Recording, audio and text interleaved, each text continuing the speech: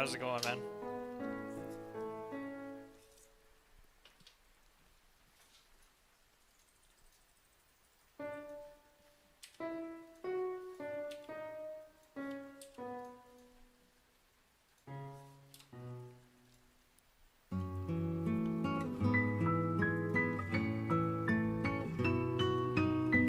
Kev, how's it going? Hope your new year was good.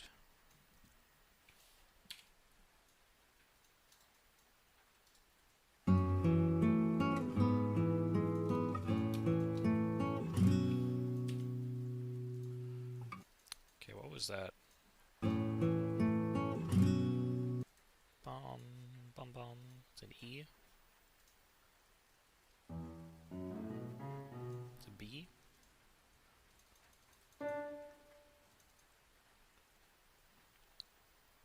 Chrissy, how's it going?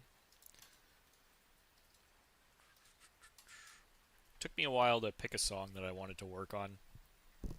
I'm not actually super familiar with the music from this game, but I do love the composer, so I'm sure we're in for a treat.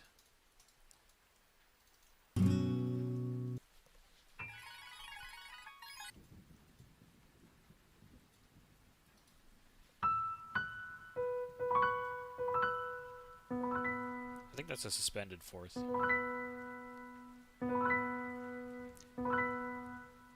Oh, you play the covers on flute? That's cool. So you just kind of read along with the treble line and play over the piano, or how does that work? We're just gonna go with a suspended fourth for now. I think that's right, but we can adjust it later if I'm wrong.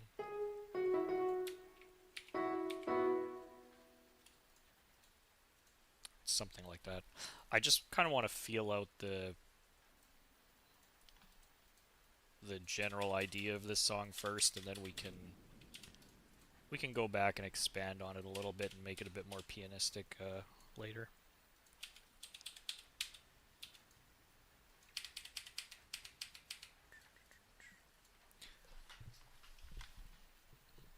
Nice.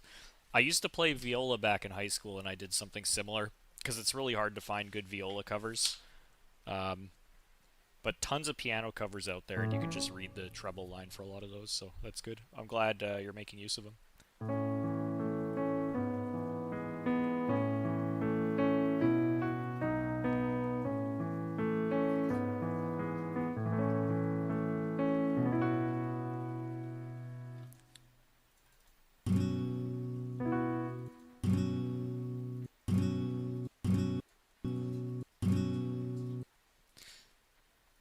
I think that's it. I don't know. We're gonna leave it there for now. Okay.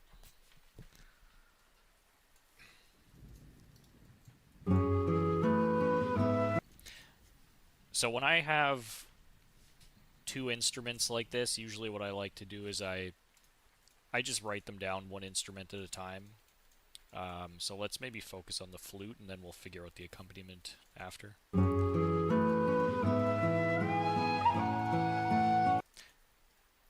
Now this one obviously would work very well if you just played the flute part.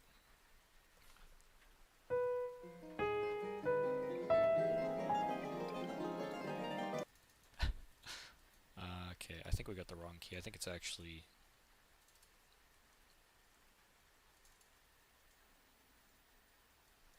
Is it E? Yeah, it's actually an E.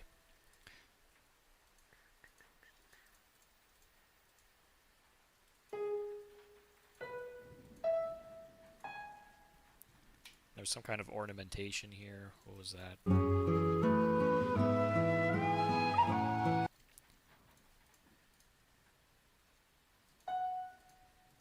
think it was one of these. It's almost kind of like a Celtic flute.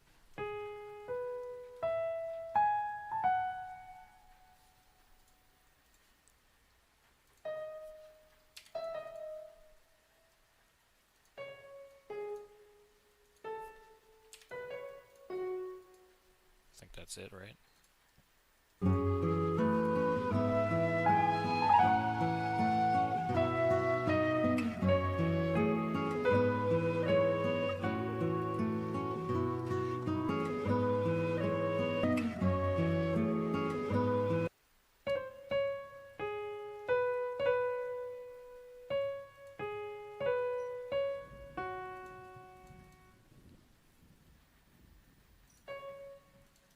Okay. So let's go back and do the guitar.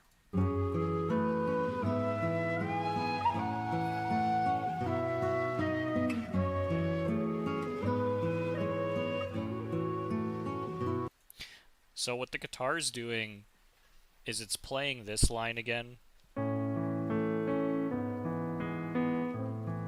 Like there's no change.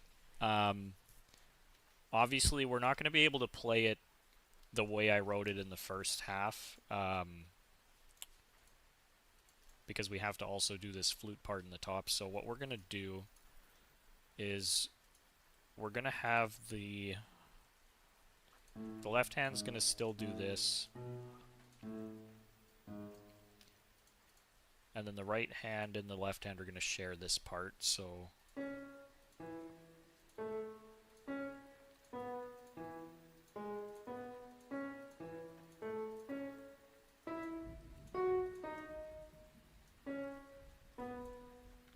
XBK, thanks for stopping by, man. How have you been?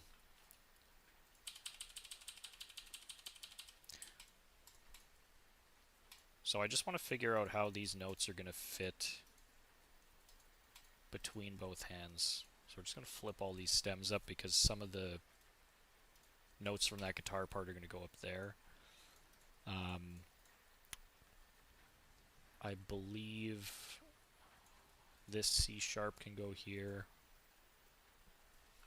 This is fine. The left hand's going to have to take that B.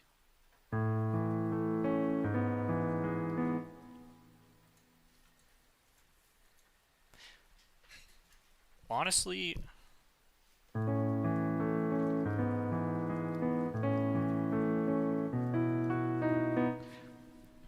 the left hand could do most of that. It might be less confusing if I just leave it down there.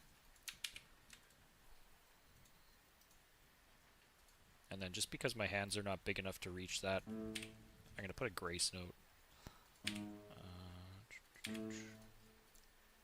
But this bit here will go to the right hand.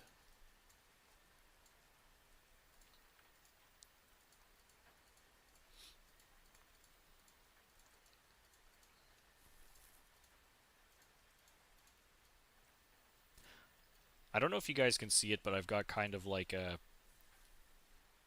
crappy like CRT filter on.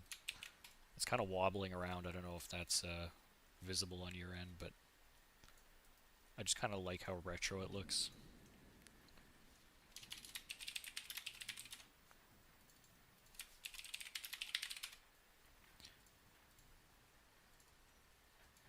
So I think in terms of the phrasing, we kind of have a break after this half note.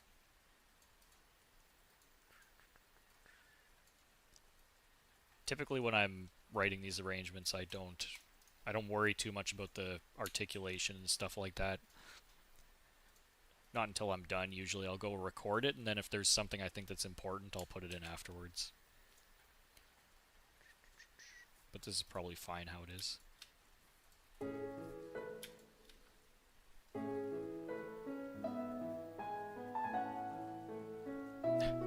You're impressed by the Windows XP theme? Thank you. I was trying to get the Windows XP sounds on here too, but it was a little more complicated. I couldn't exactly figure that out. Okay, let's continue.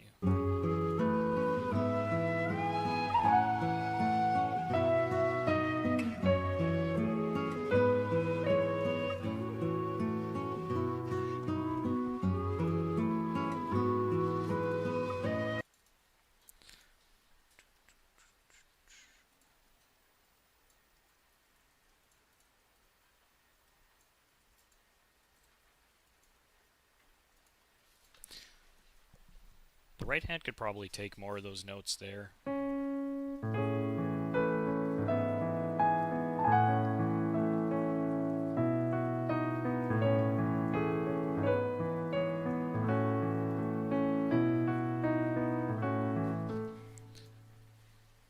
So the way I'm going to do this is everything above that A, the right hand's going to take. A lot of the times these cross note or cross staff notes are kind of more of a suggestion than anything.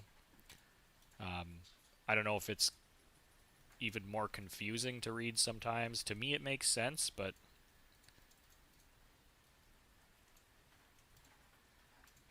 maybe you guys have a different opinion on that.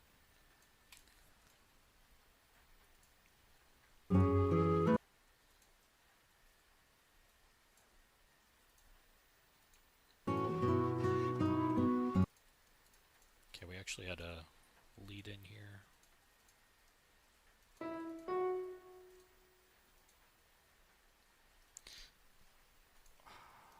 That might not sound great. Wait a second.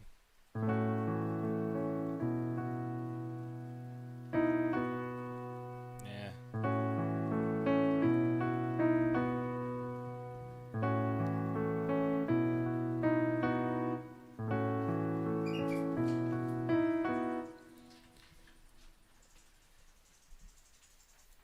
You need some really clean voicing.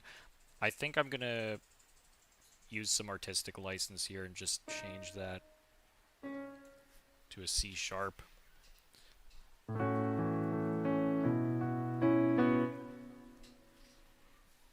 Just sounds a little nicer.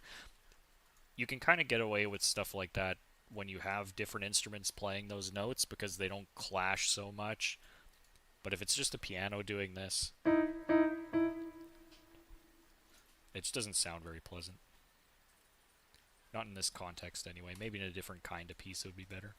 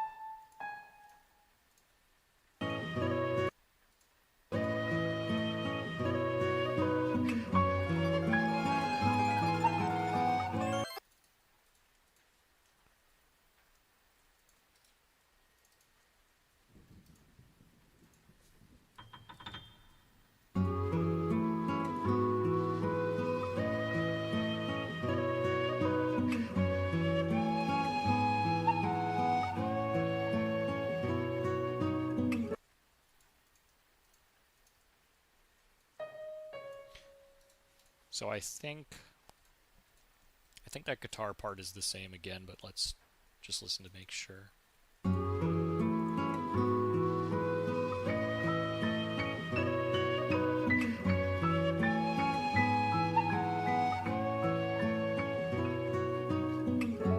Yeah. So the guitar part's the same again. I know Naoshi Mizuta's said this before, but he kind of writes by doing the chord progressions and the rhythm part first and then doing a melody that fits on top of it. Hey, Laurent. Good to see you. That mazurka you made recently, that was really cool. I like that a lot. It was very kind of late romantic, like it almost reminded me of I want to say like a Strauss dance, but it also had a I mentioned in a comment that it kind of sounded like a ragtime to me almost in some parts, like it had that kind of syncopated rhythm. Really cool.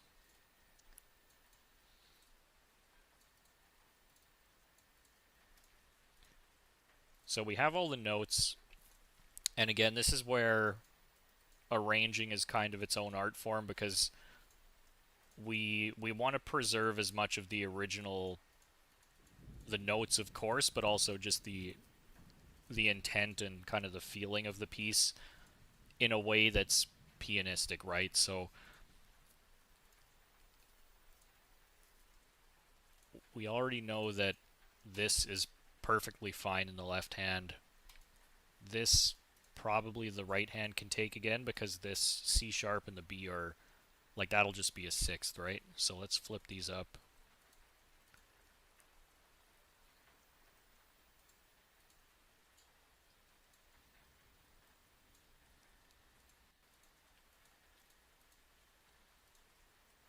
There. So we want to occasionally we're going to have to cut things to make it playable.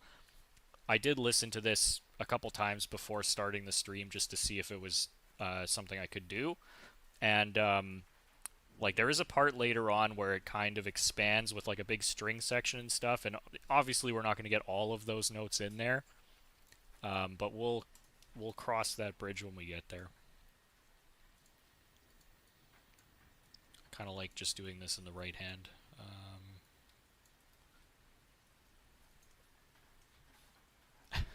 Hey, Awe, how's it going, man? Yeah, we're not really composing anything right now. It's just arranging. Although one of these days, I do want to do a piece that's like this is another thing I've mentioned before with some of these newer pieces where they have like quite like this piece is quite long. It's almost 4 minutes long, and it's got again full strings. It's got a flute. It's got guitar. It's got all this stuff in it. Um, I don't really need to add anything. Like it'll sound fine if I just transcribe it as faithfully as I can. But some of the older pieces, like I don't know, if you pick like an NES song where it's only got three voices and it's like a 1 minute loop, then you to make it like listenable as like a solo piano piece, I think you kind of have to expand on it a little bit. So one of these days we'll do like a one of those older NES songs and we can do a little bit of composing, in between the transcribing. A good example of that would be like my Pallet Town arrangement, where it's like a lot of what's the word? It's totally escaping me right now. But there's like a lot of like counterpoint and stuff like that I added in, and there's like a minor section in the middle, like a B section and stuff, just because the original song on its own is just not that substantial, right? But this one is fine. We can just transcribe this.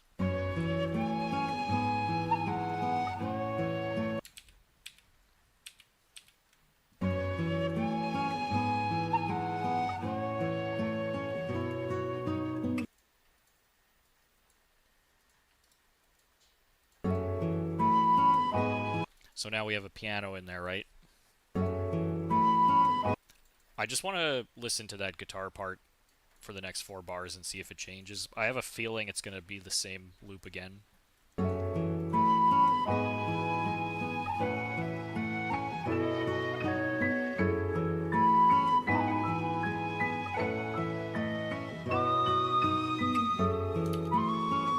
Yeah, so it is. Um, Now, in cases like this, where there is a lot of repeating um, in the rhythm parts like that, I do sometimes like to change up the chords a little bit, but there's enough going on outside of it that I don't think it matters that much. Like beyond this flute pattern, we're going to have now the piano part that we can try and add in here, so we'll have chords that we're playing in the right hand along with the melody. So again, we'll just leave the notes there for now. We'll transcribe the rest, and then we will figure out how to play it all. So those are sevenths, I think.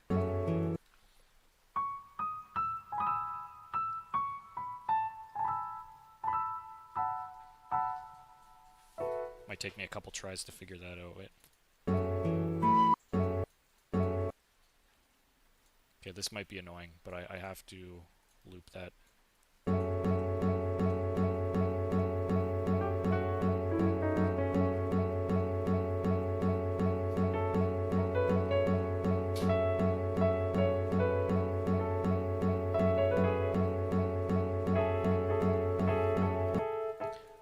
So it's something like that.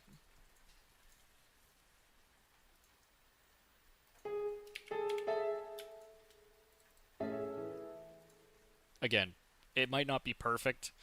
The more notes you add into a chord, the harder time I have transcribing it, but it's close enough that I'm okay with moving on. So let's just do the next chord.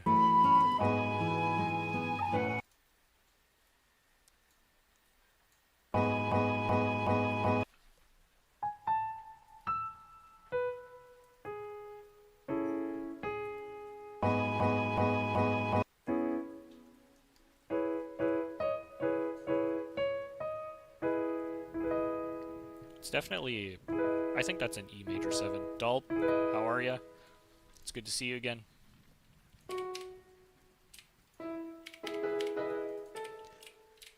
If there's one complaint I get on my videos, it's that the chords and the notes are not always 100% accurate.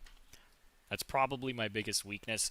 I know there's apps you can use now, like you can use AI to help you identify chords and stuff like that, but I don't want to do that.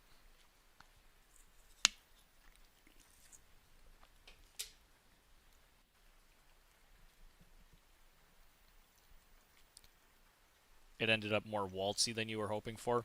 Hey, that's okay. I think a lot of those Chopin mazurkas kind of, they're on the fringe of being very waltzy anyway. I mean, it's hard not to be with that. They kind of have the same rhythm, you know. A lot of the time it's the same thing, so there's going to be similarities all the time. I wouldn't worry too much about it. But I'm sure your next one's going to be great. Okay. So those two chords are okay. And again, once we get that flute part in there and we have to get all the notes sorted out, we're going to probably drop some notes and stuff and see how we can play it.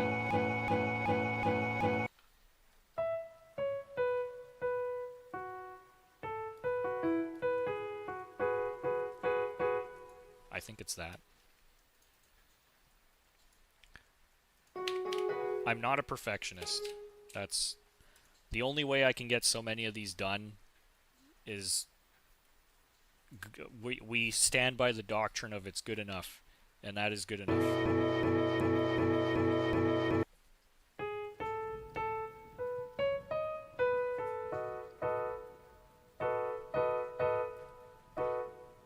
Overture, howdy do.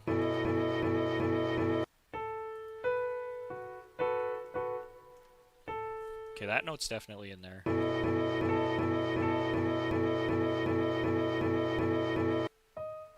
I think I hear a D sharp.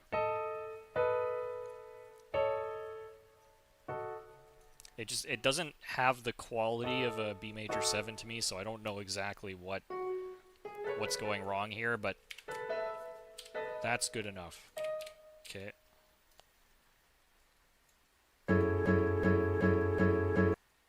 Okay, I think that's the first chord again. So this probably loops because the guitar part loops as well. Let's see.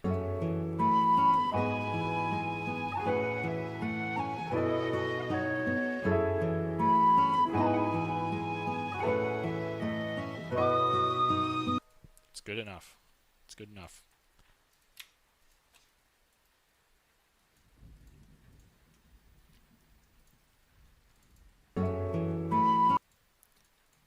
So I believe that melody goes like this. We're going to keep the rest in the top here just so it's a little bit more clear that this is a separate part.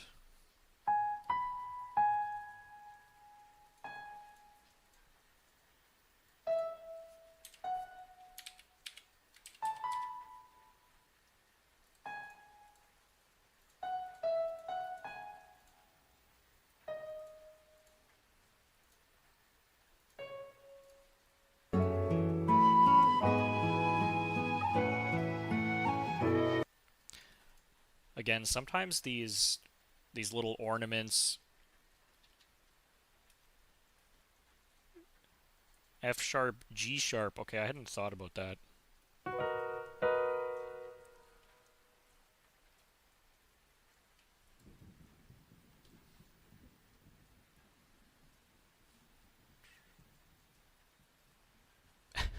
You need scaff merch. There is there is there's a couple things you can buy from my Bandcamp. Um, they're not um,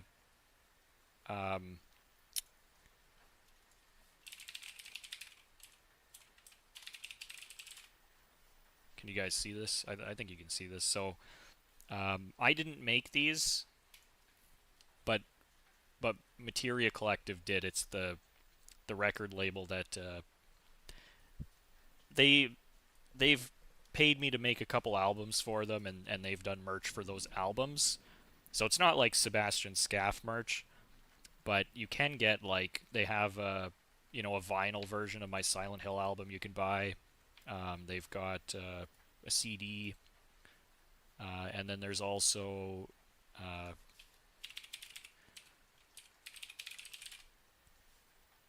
also this guy coming out.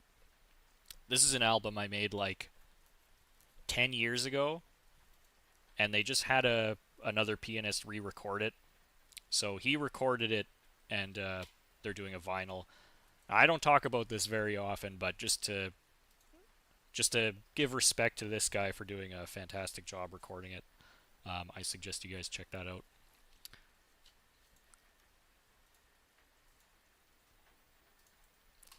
But as far as like just Sebastian Scaff merch, it's not. We're not doing that. If anything, if I can manage to do uh, more vinyls or something, that would be cool.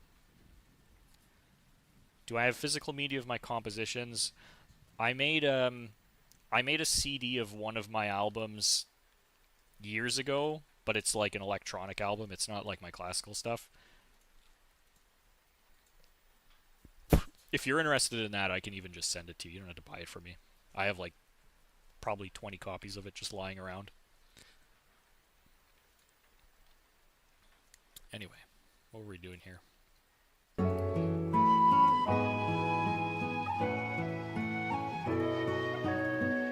Yeah, these ornaments, so again, they're kind of just embellishments. They're not like I don't think they're really important parts of the melody or anything like that, but we're going to try and transcribe them accurately at least. Although I would say that when you're playing a piece like this, to not take these ornaments as like don't take them as gospel, you know? Like I think that kind of addition to the melody is sort of an expressive choice that the probably the performer in this piece made. I don't think Mizuta wrote all these little ornaments in there himself. That just seems like I don't know. Maybe he did, but if it was me, I wouldn't have done that. So anyway, we'll transcribe them. So I hear this.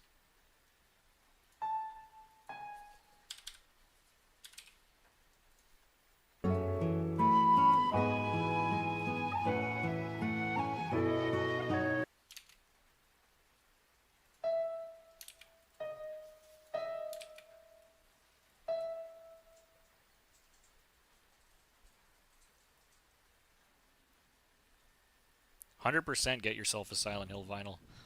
I actually ordered one as well. They didn't give me one; I had to buy it. But I've got one on the way too, because that would be sick. In my living room, I've got like a wall of different vinyl records on display. I think that would be really cool to have at least one thing that I made up there, you know. And also, I think that album just kind of would lend itself well to vinyl because the Silent Hill music is inherently kind of lo-fi, you know. And actually, Laurent, that Katawa Shoujo one, this thing here, uh, it so it actually is my compositions. So if you want to hear, like, it would be something like this. Like it's very kind of Chopin-esque classical music. And I did compose all this. So if you want to order that vinyl, you can get it from 88bit.bandcamp.com.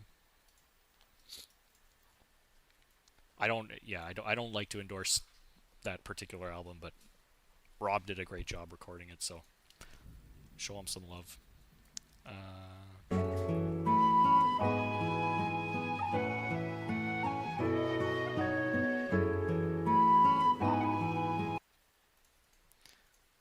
got the same...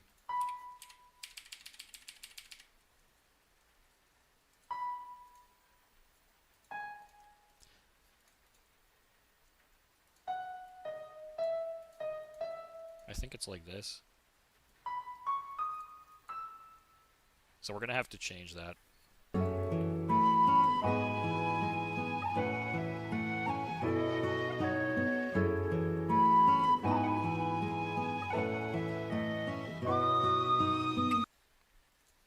Yeah, there's no E at the top there.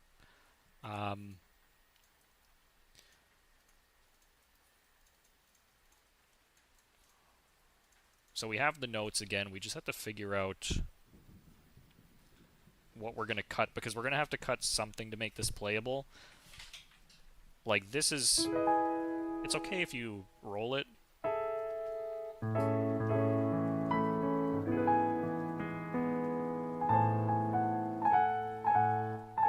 But if you're going to do that ornament the way it's played in the recording, you're not really going to go... You're not going to hit those two notes and then slide your whole hand over.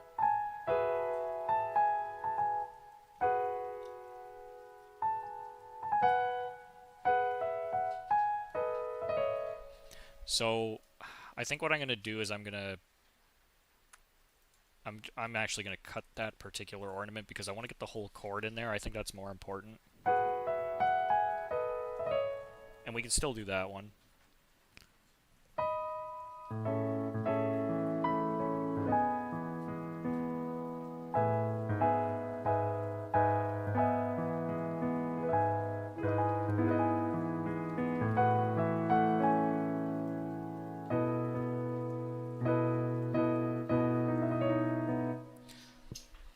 That one's going to be kind of tricky. Move some parts of the chord to the left hand. See, that's tricky though, because the chords are all in the same spot as this bass note.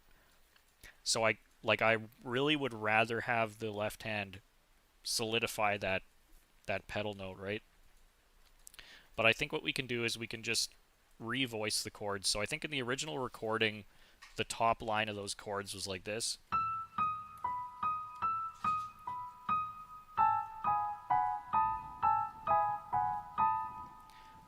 But I kind of want it, like we need the E here, right? It's a little bit too low, I think, so we'll just revoice the chord like this. So we still have all the notes, we just put the E on top. This one's fine. This one's fine. And actually, I think the left hand, or the right hand, is going to have to grab this E.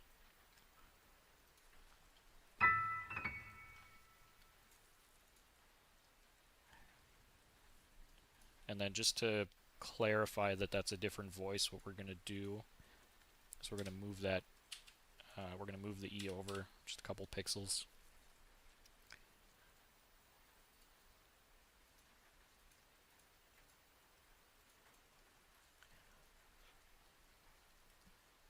A lot of this is really... It might be a little bit too detailed, like I don't know how much this stuff matters, but as long as you get the chords and the melody right, you could probably fudge the rest when you're playing it and it won't make a big difference, but just to get the sheet music as accurate as possible, I do want to transcribe it pretty faithfully. And again, we have a chord that's a bit too big here, so from that A to the D sharp, you're not doing that with one hand, unless you're Rachmaninoff or something, so I think the most I'd like to have there is an octave. So probably what we'll do is we'll revoice it like this, so the D is going to stay there, and then we're going to have the A and the B there. See how that sounds.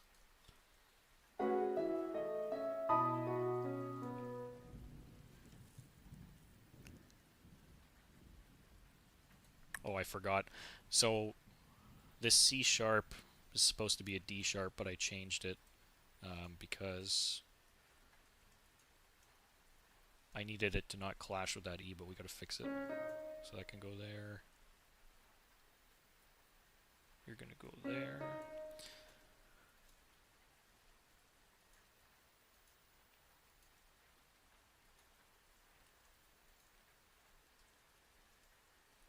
And I think, so every other measure I've had the right hand play this E.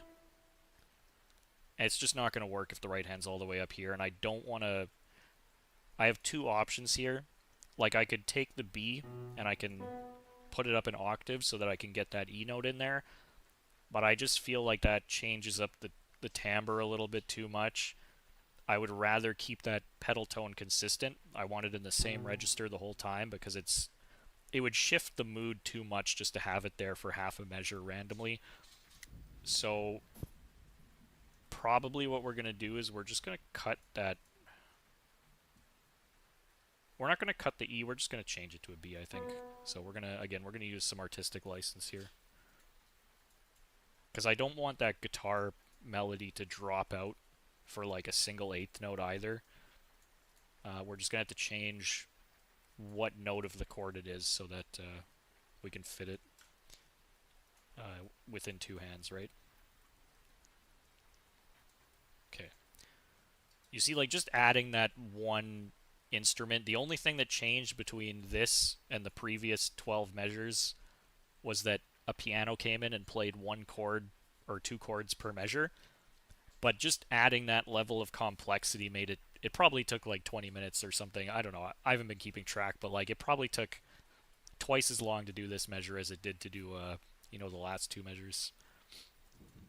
Because like the more stuff you have to listen for and transcribe and then rearrange to fit in your two hands, it takes so much longer, right? But anyway, we kind of have a template for how we could do this in the next hyper measure.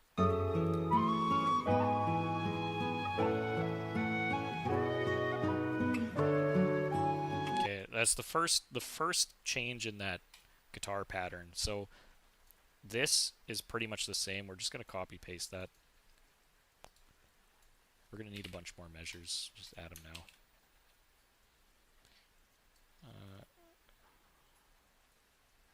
I don't know why this is happening. I don't like this. Wait.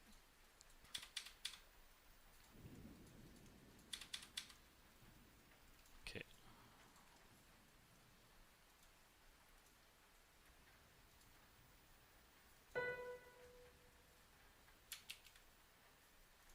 Okay, and what was that new chord? Sounds like it might be a G or something.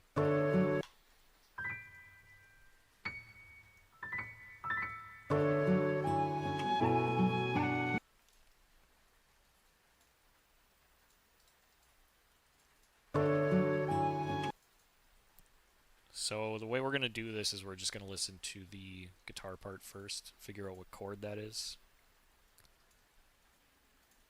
Bum, bum, bum, bum.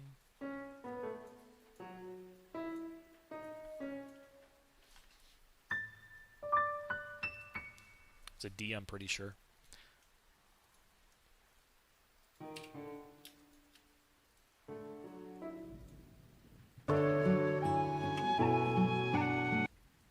Bum, bum, bum, bum. What was that?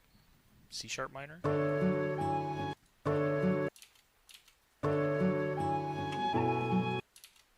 bum.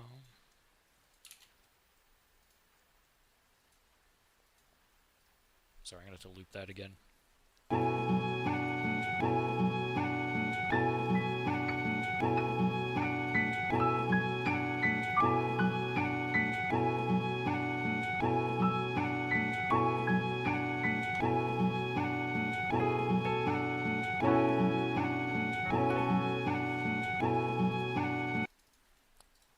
F sharp minor.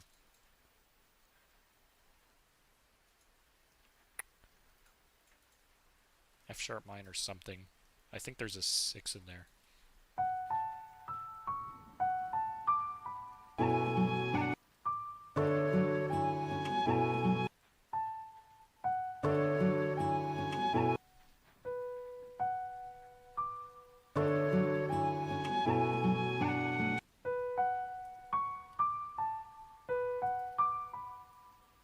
No.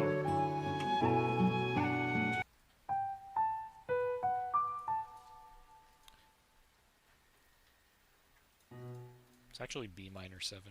Okay.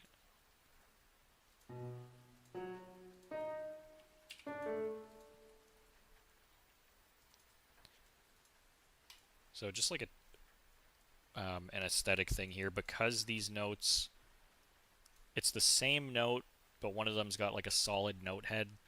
I'm going to change that to a hollow note head and just put them together. It's like the less ink you can put on the page and still convey the same idea, the better, I think. Like you don't want the music to look busy. You don't want it to be hard for people to parse. Like just put as little information on there as you can and still make it understandable, in my opinion. I don't know. Maybe some people prefer to have like more direction or something, but for me, I just don't like too much on the page, so that's fine. So I think that's right.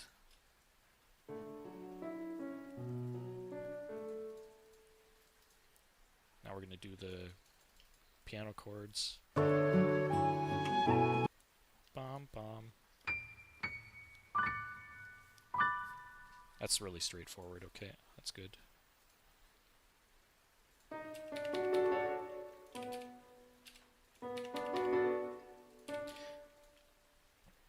By the way, the reason that I don't have these piano chords as half notes is because you're going to lift your hand off after you play them to play the flute notes. But I think technically, if you were just transcribing the piano part as it is, those should all be half notes. I don't know. That's maybe like a stylistic choice. I don't know. I don't know which one's more correct.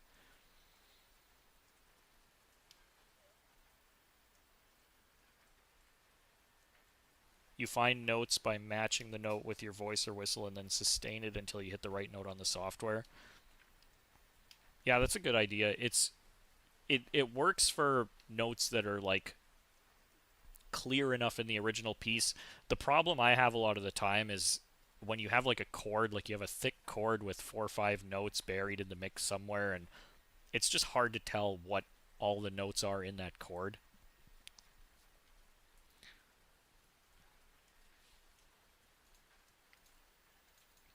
Okay, and the flute's doing what?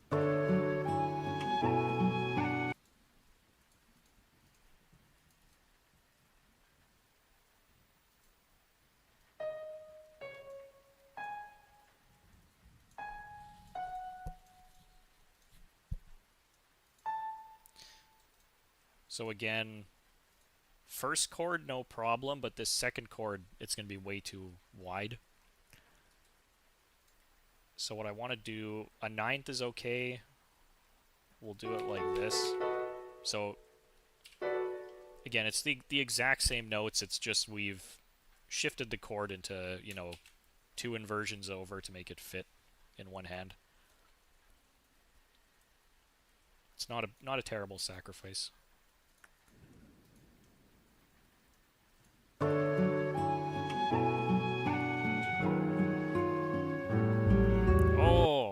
Oh, those are beautiful chords. Wait, what is that?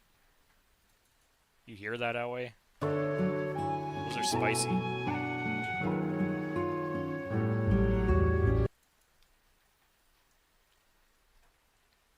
You play it on 0.002 speed in Audacity for that?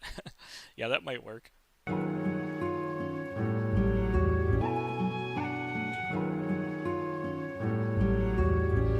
So again, I think the easiest way to find the chord here is just, we're going to listen to the guitar part because it's very clearly playing each note of the chord separately, which is super convenient for us.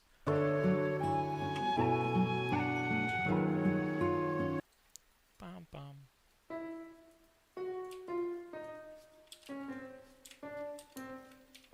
So we hear those notes for sure. Probably it's like that.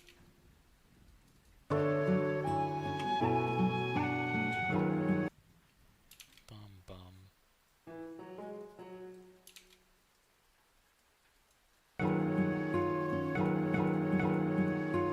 Bum.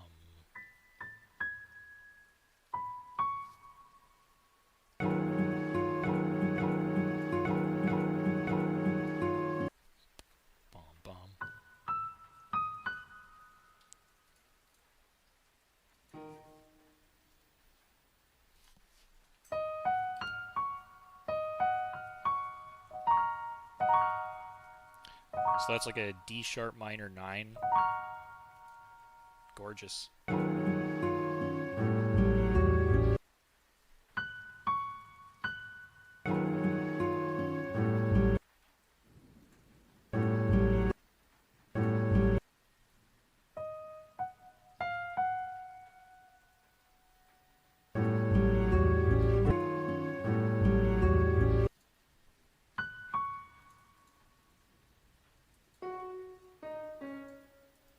We're just kind of picking out random notes here.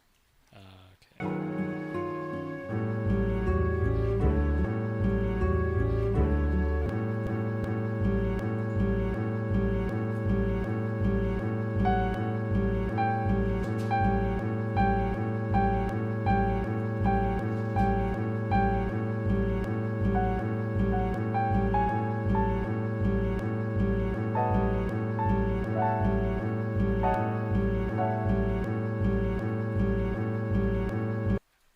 What is that? What is that chord? Eric Whitaker levels of dissonance? Hell yeah, dude. See, this is where the AI would help.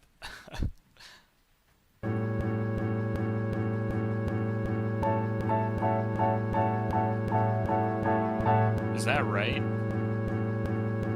What is the lowest note here? Hold on.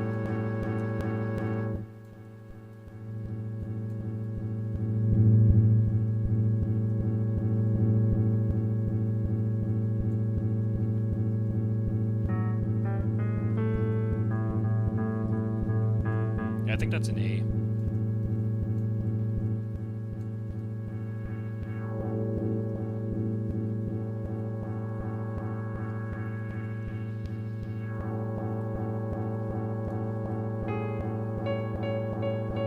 There's a C sharp.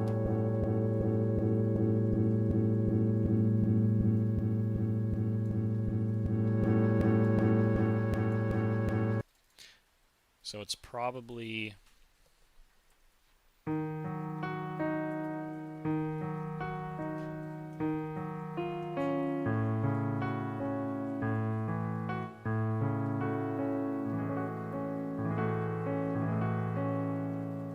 it probably goes back to B after that, right?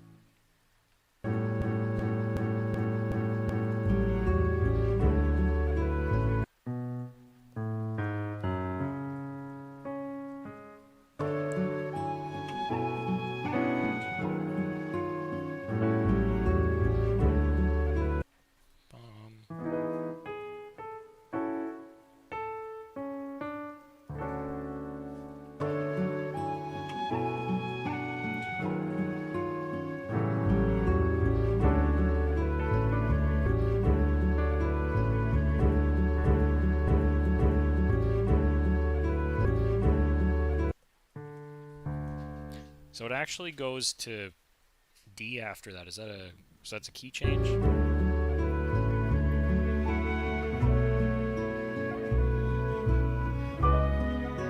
No? Okay. I think it's just gonna... It's going through some things right now.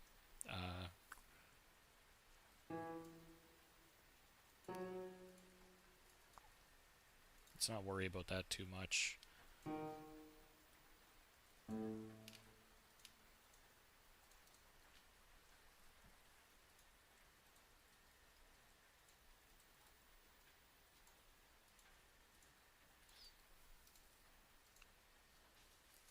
So we kind of know we're going to D after this, but it's taken us for a ride.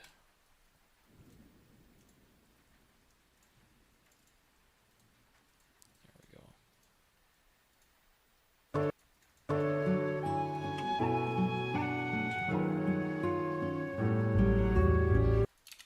There's a cello in there too now. Nice.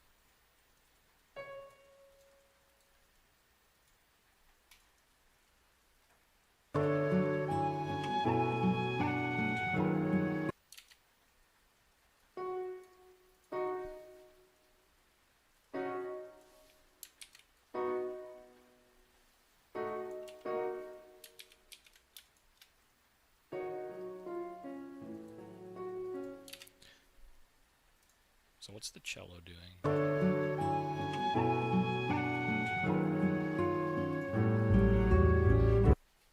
Bum, bum. So it comes in halfway through the third beat.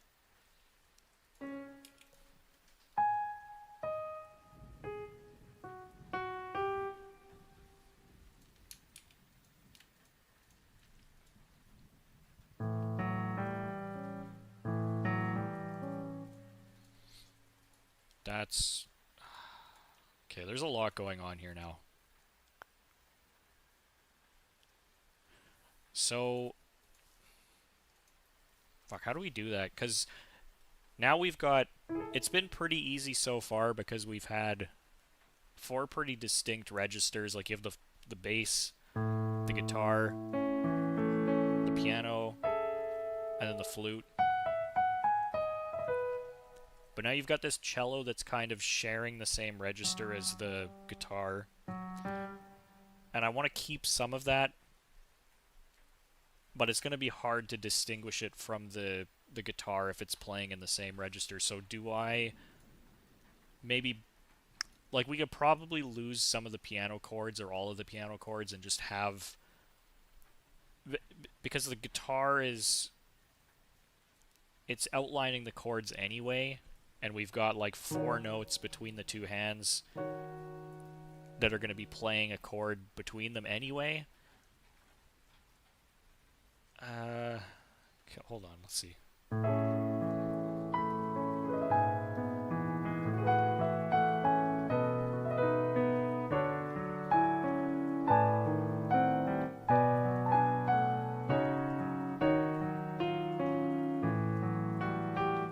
That's probably fine. I think the right hand can just, instead of doing the piano note there, it can just do the cello line. So let's do this. What if I keep a note from the chord instead? I can keep a note from the chord probably, but I think that cello is kind of important, so I do want to... Like, the least substantial of all these things so far is the piano chord, so I think if we sacrifice that to fit the piano or the cello in there, it's probably better that way. But maybe let's listen to the cello a little bit more and see what it's actually doing, because it might just have that one kind of moment where it comes in and then it fades away again. Let's see.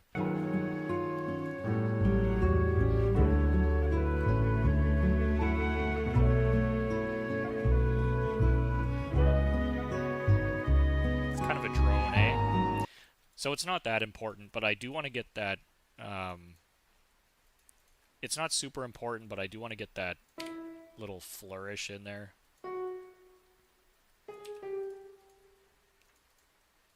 So that's the cello.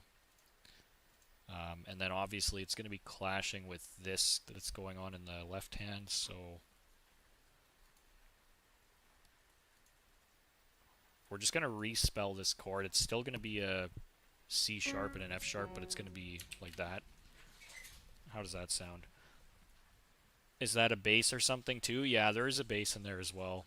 I think there's an acoustic bass.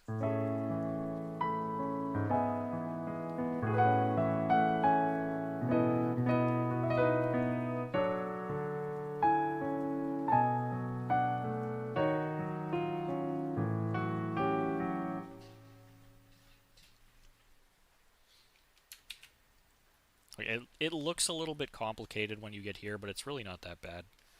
What do we have so far? Let's see how much of this we can actually play.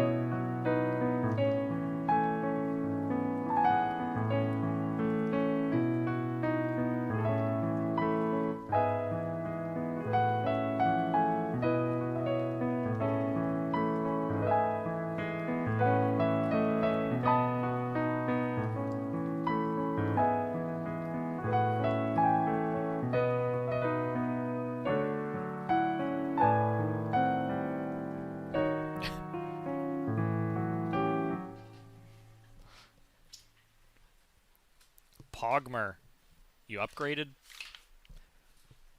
Hope your new year was good as well. Jonathan, thanks for stopping by. Double the tempo to fit all the chords in. You mean half the tempo?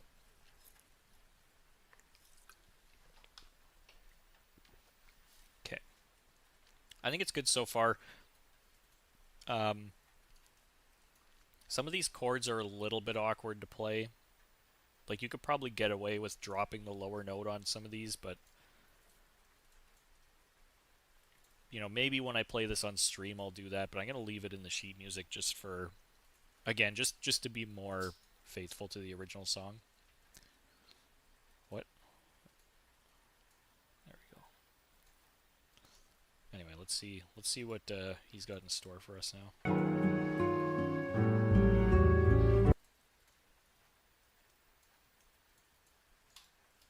So how are we doing? We've got 4, 8, 12. We've got about 50 measures left. We're at 21 now, so we're about a third of the way done. That's not too bad. How long have we been streaming? Does it tell me here? 59 minutes, so probably within 2 hours we'll be done if this doesn't get too much more complicated.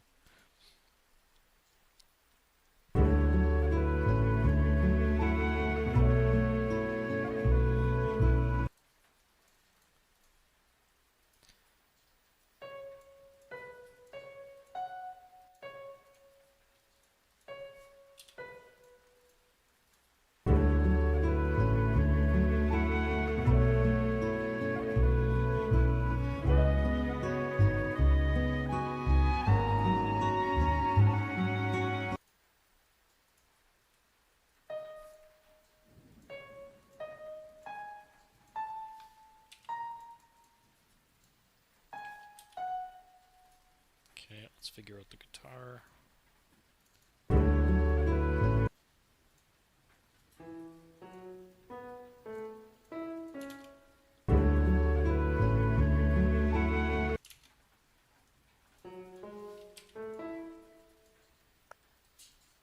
Not too bad.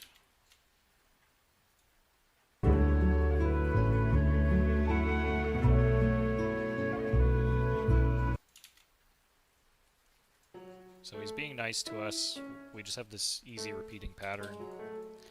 Although we know the chord changes here. Let's make sure the chords aren't changing in those 2 bars.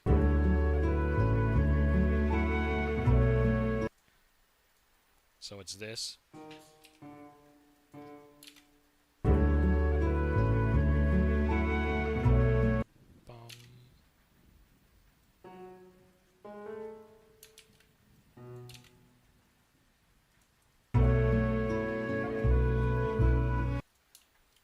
What is that?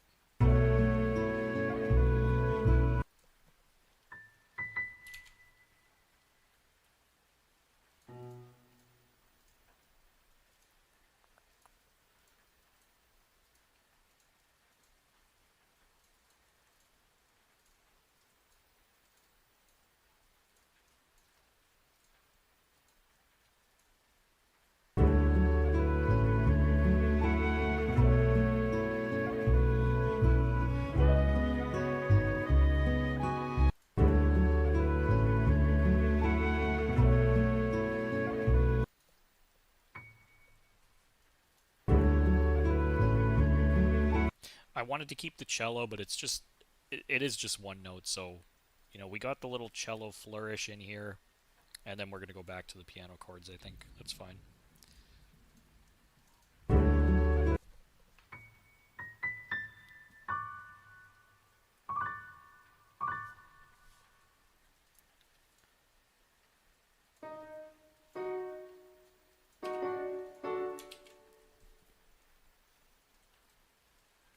And it looks like it just does 1 chord per measure at this point.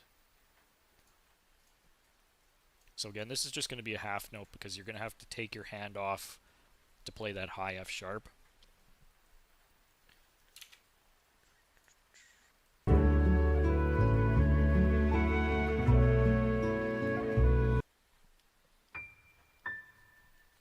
It's the same thing in the next measure.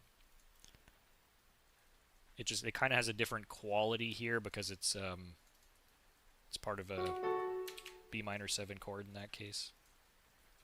Or not there. Here.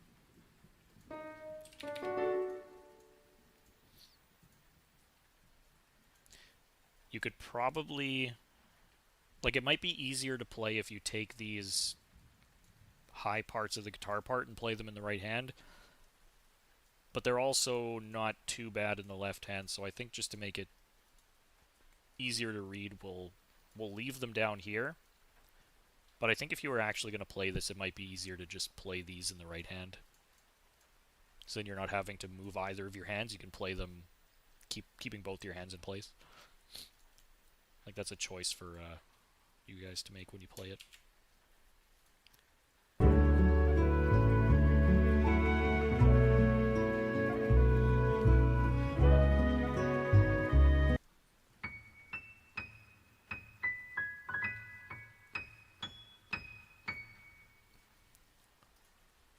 So it's now G sharp minor 7, I'm pretty sure. Let's figure out that guitar part.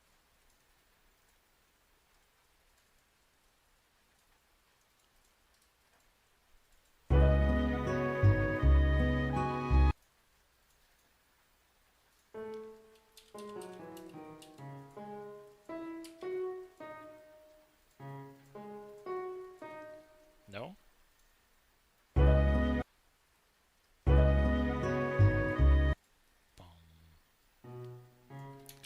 No, it's actually C sharp minor 9.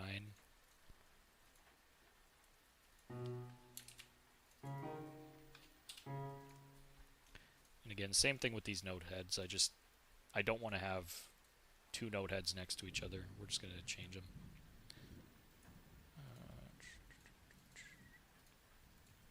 Hollow them out.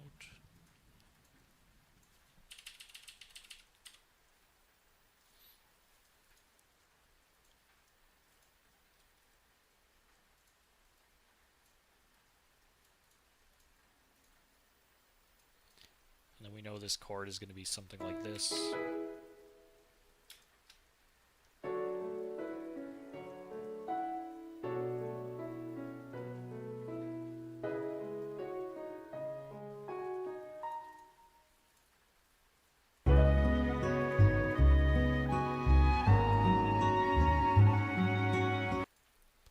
Bum, bum.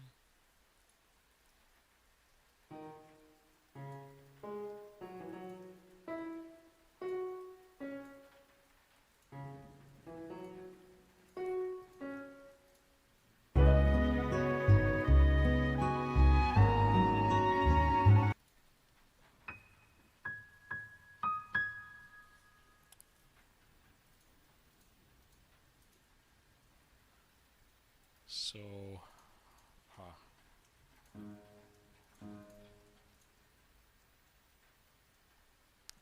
okay, interesting. So I think it's this.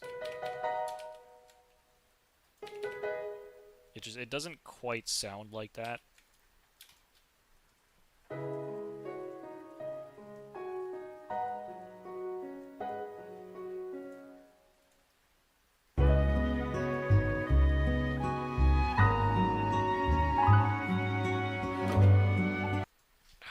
I'm not sold on that. Wait a second.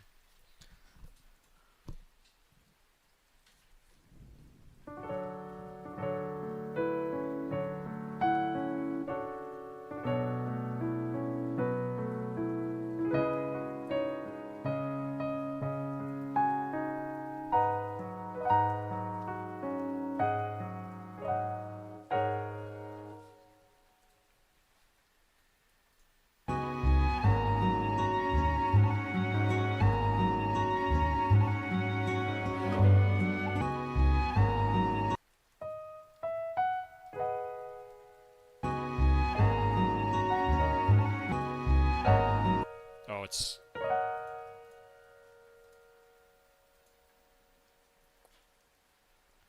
actually D sharp here.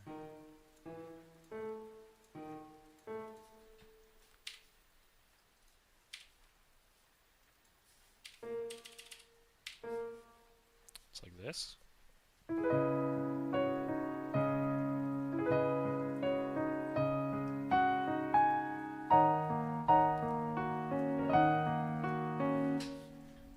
That's probably better. You would simply grow more hands? Yeah. I should have thought of that. Fuck.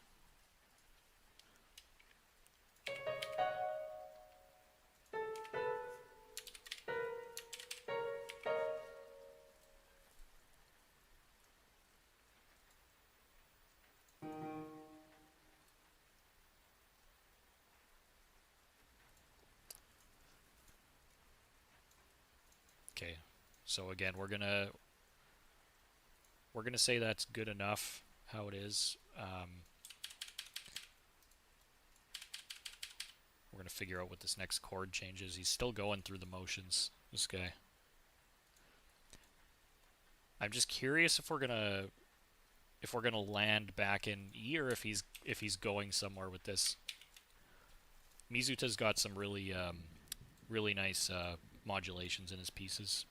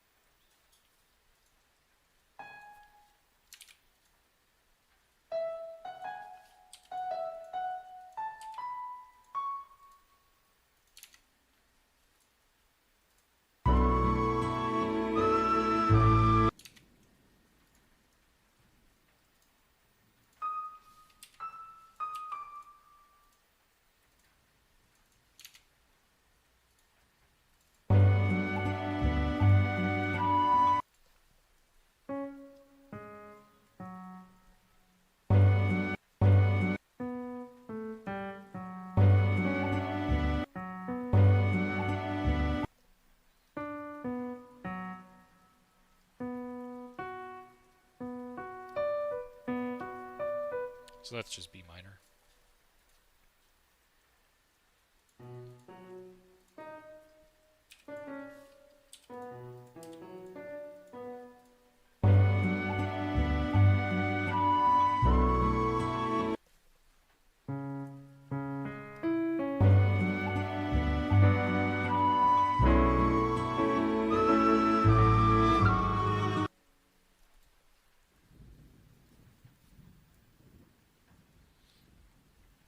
What do I usually start on when I want to make a new piece? Do you mean like when I'm composing a piece of music or when I'm starting out arranging a piece?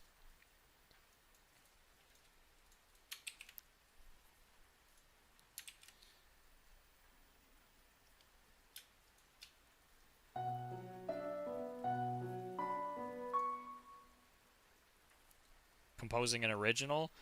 Um, Usually it's either I I have a melody that I want to use in a song. Uh, Sometimes it just comes to me. Sometimes you have to kind of work out a melody. And a lot of the time it's just, I'll be playing around on my piano improvising stuff. But like I have this one that I wrote down. So I keep some like blank music sheets at work and stuff. And then, if I get an idea, I can kind of go scribble it down on my break or whatever. So like this one here, it's like a waltz or something.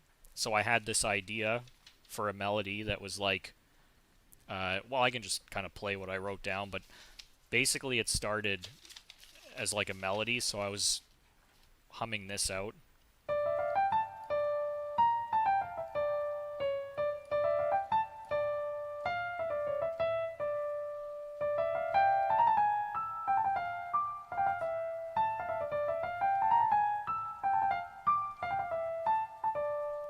Right? And then you just kind of harmonize it afterwards, right? Like if you come up with a melody, at least you can do a million different things with it. I think the melody is probably the most important thing. But I'll play you a little bit of this just to see what I kind of scribbled out at work.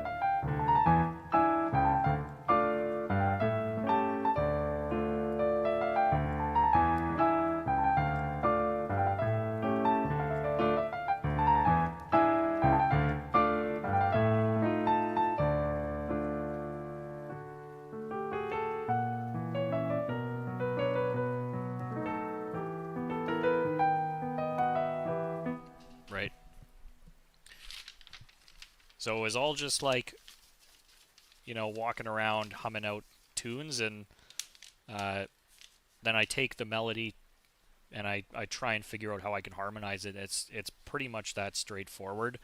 Um, if I want to do something like a contrapuntal piece of music, usually you have to craft a melody specifically that would work in like a contrapuntal sense. So like you want, for example, if you're sitting down and your idea is like I want to write a fugue or something, you want a melody that fits the type of song you're writing, right? So like if you're writing a fugue, you want a melody that has breaks and pauses so that you can um, give each voice space to breathe, right? So you might not want a melody like this where it's very active.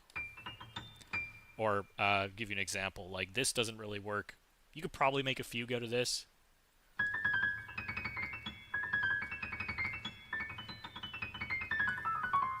right? Someone could do it, but there's no room for that to breathe, so you can't really fit multiple voices. You want to craft a melody specifically for that purpose, right? Um, but I'm kind of going off on a tangent now. Your question wasn't about fugues. But basically, what I'm saying is, if you have an idea of the kind of piece you want to write, you might approach it in a different way. So, you know, sometimes it's just inspiration, and sometimes I have an idea of what I want to write, and depending on what it is, I'll approach it in different ways. But usually melody first. Anyway, that's what I'm getting at. Usually it's just a melody that I want to write.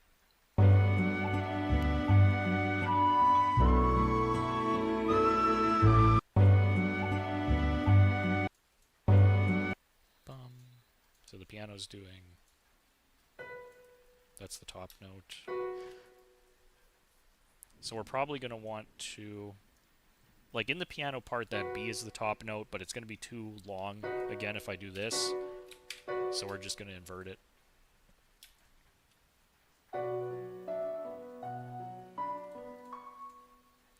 And I believe this next chord it's an F sharp minor, but I think it's on C sharp as the bass. See if that sounds right. No, it's not. Boom.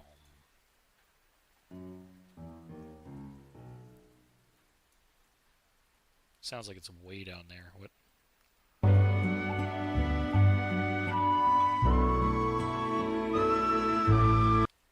Boom, boom.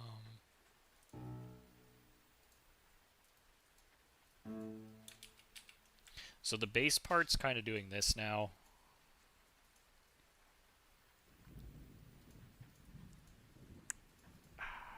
How are we going to do this? So we're going to have to lose probably that.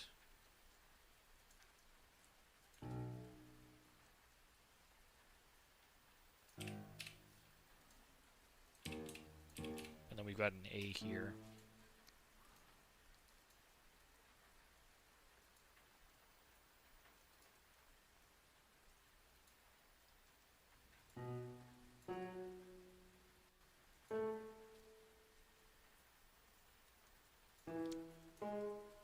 I don't know. That's weird. Let's see. Let's throw the chord in there and see how it sounds.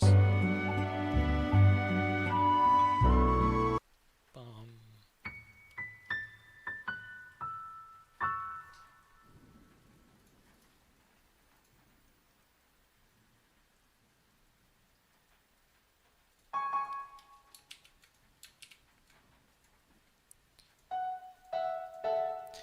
And again, the reason I'm not just writing this as part of the chord with the C sharp at the top is just because I want to clarify that those are different voices.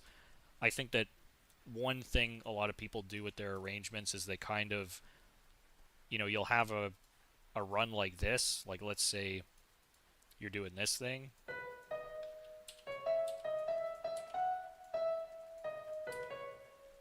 and let's say you've got a chord on 1 and 2 or 1 and 3. And what they'll do is they'll write it like this, So they'll write it as part of the eighth note run.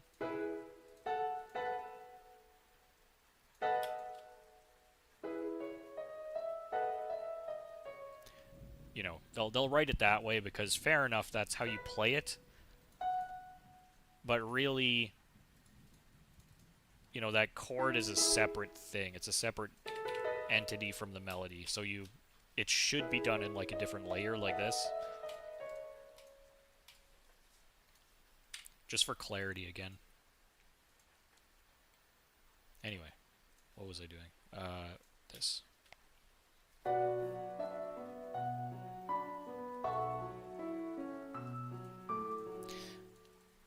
So in the original, this is kind of like a swell. It's a little bit of like a it's almost a little bit of a climax. I don't know that this is the climax of the piece necessarily, but it's sort of a climactic moment. So we don't just want, in order to convey everything that's happening in terms of like the timbre of the piece, we don't want to just keep that one flute note up there for a few reasons. Like, for one, when you play at that register, especially on a piano, it's very thin.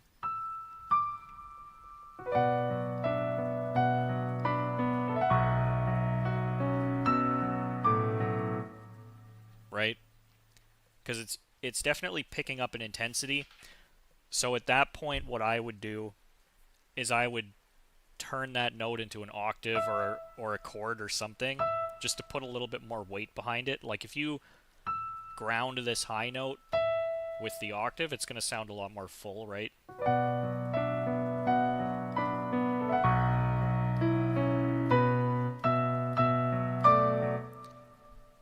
And you could do more by adding voices to it, right? Harmonizing it a bit.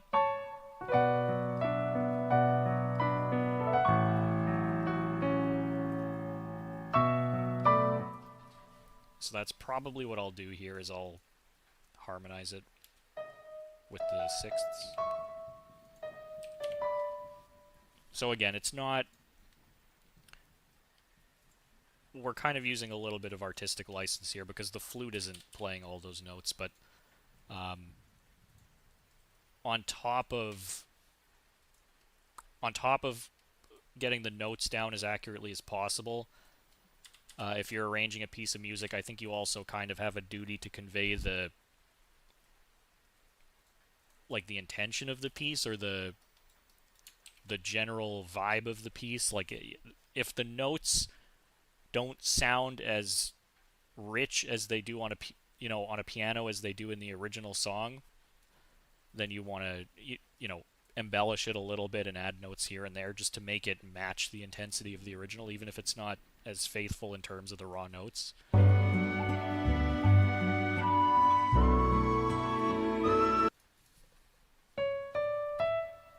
you've got those violins doing that as well, so we can incorporate this. But I don't feel that guitar part is right in the left hand. I want to fix that.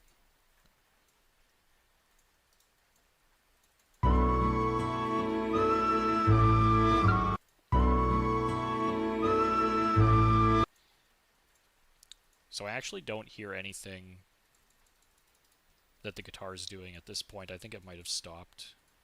It might have just played a chord here. But I know that note is right in the bass. So maybe we just double down on that bass note, because I for sure know that that's in there.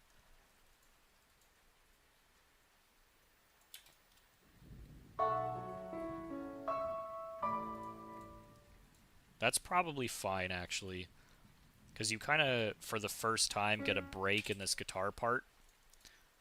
And I think that on its own adds some intensity. I'm also going to double this. We're going to turn that into an octave. Yeah, feeling is more important than accuracy. In a lot of cases, I think that's correct, yep.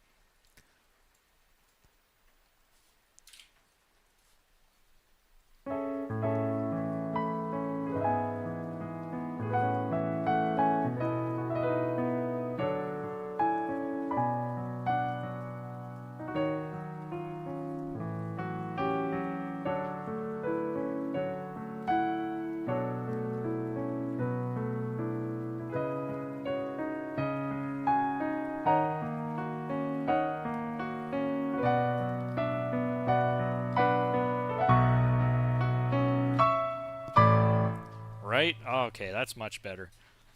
So if you just kind of let go of that pedal for a second and let that top note breathe, you just give that top note all the space in that measure, and that see, that's what I mean. Like,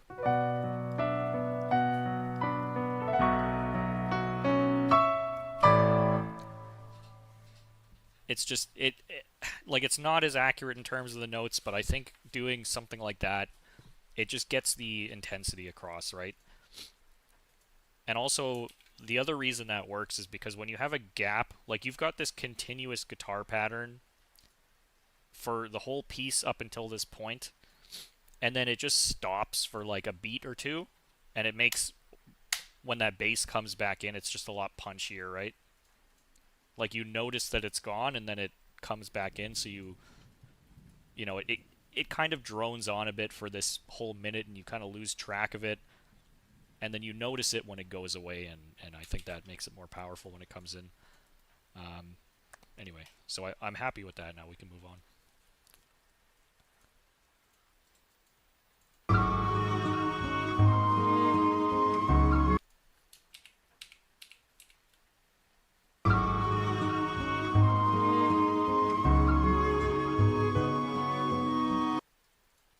So simple.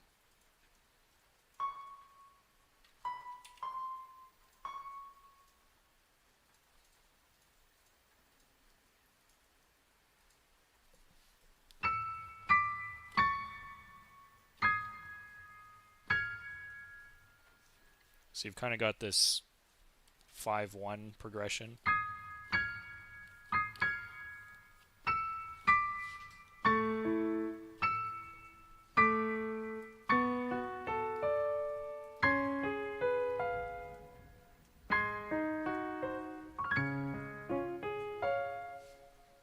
Cello sounds so good. Yeah, he's doing a really good job of kind of adding in these layers throughout the song and um, weaving them in and out.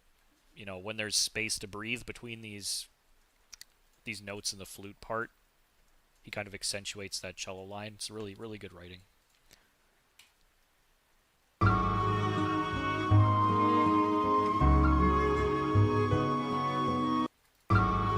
Actually, on that note, what exactly is the cello playing? Let's figure that out.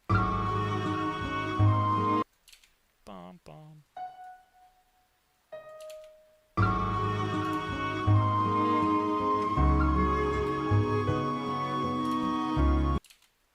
Bum bum.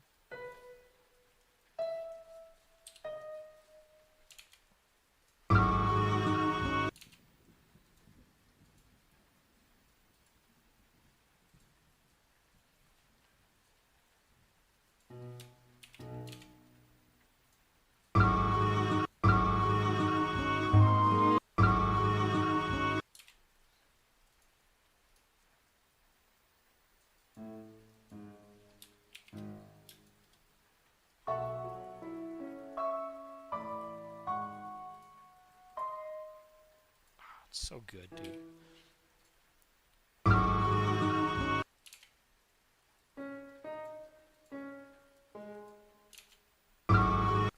More than one cello? I don't know. Like, there's definitely a solo cello that stands out, and then there's a string section. So there's probably a few cellos playing, but I think as far as that like main cello line we're hearing, I think that's just one guy. I think I don't know. Oh, I think there's violas in there too. I think that's what we're hearing.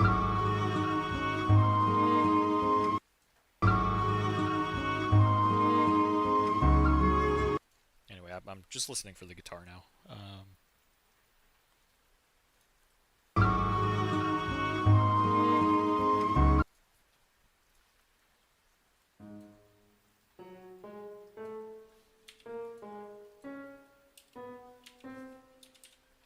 I think it's something like that.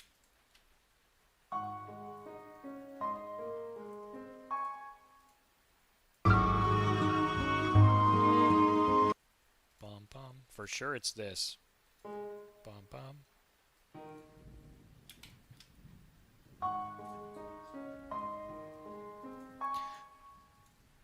So this top note is the flute part, the bottom note is the cello part, but I don't think it has enough strength on its own. So what I'm gonna do is I'm gonna harmonize the cello part just by a third or whatever, just to give it a bit more body. And I'm sure one of those other strings is playing something like that anyway. It might not be 100% accurate, but it's good enough.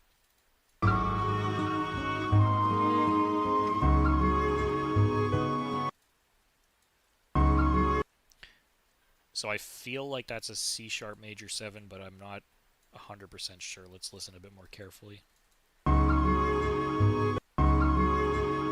It's actually just C sharp minor, I think.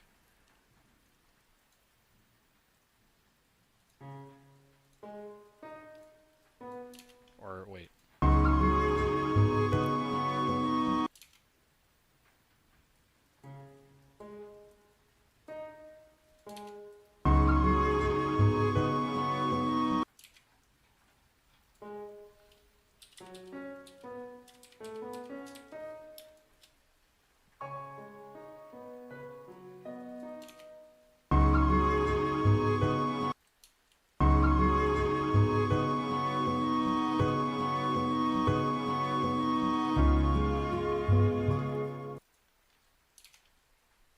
It's so good.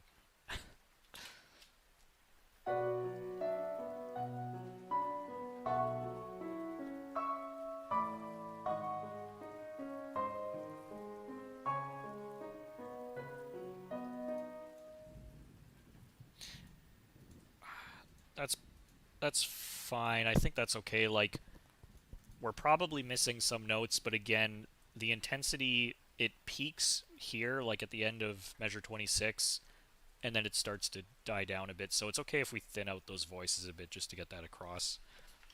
So if you were to play it, that section would sound like this.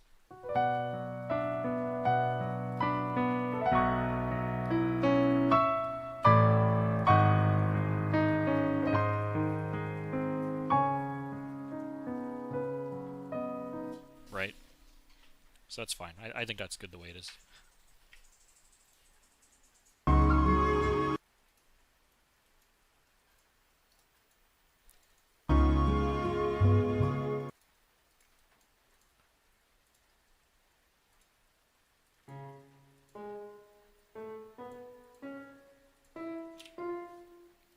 You've got this very straightforward 7 chord here.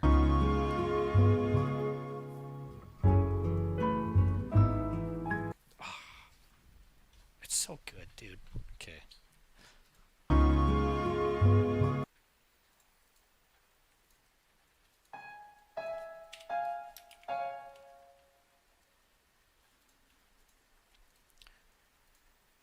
So it sounds like now finally the piano's coming out of the woodwork. It's been in the background just kind of playing chords the whole time, but we're getting these high notes in the piano part now, so let's see what's going on there. Or you're probably like halfway done now, right? Close to it, so 40-ish measures left. We're on 30. Yeah, we're about halfway.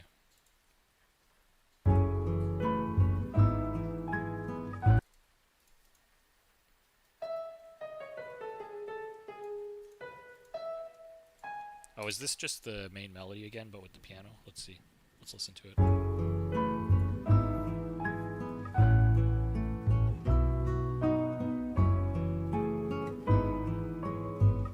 So far, yeah.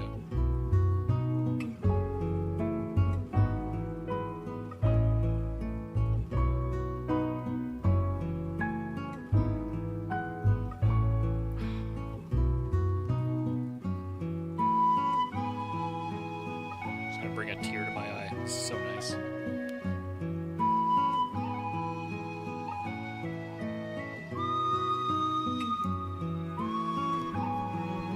Okay, we've done all this before, so we can copy paste most of it.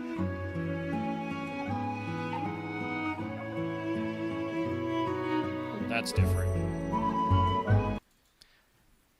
So, for the most part, this is the same.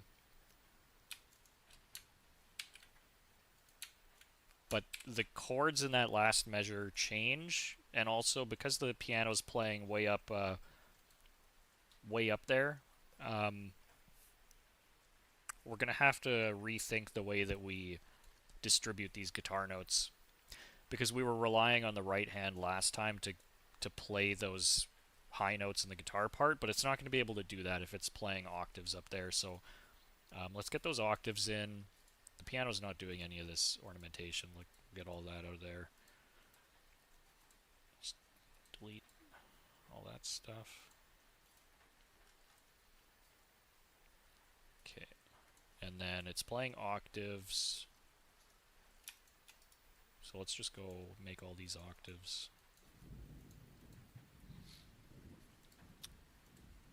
And then we... Okay, actually, wait. Just to clarify this now, I'm going to move all these notes back down because we're not going to be able to play them up there.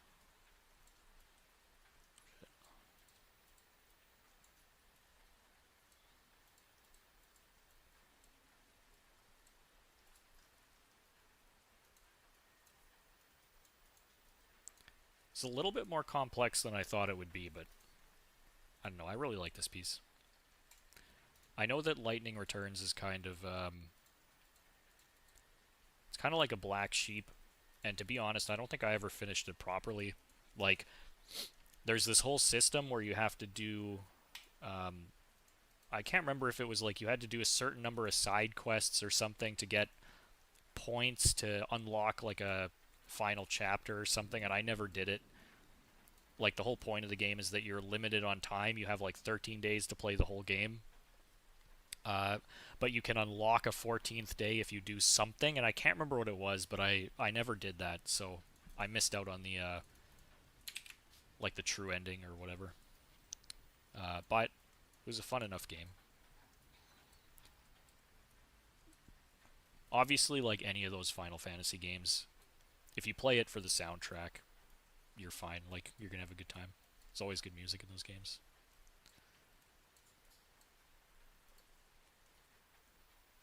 So many voices, all of them sound great. Yeah, that's the thing. So, um, you kind of see how Mizuta just, again, we just copy pasted that whole section from the start of the song.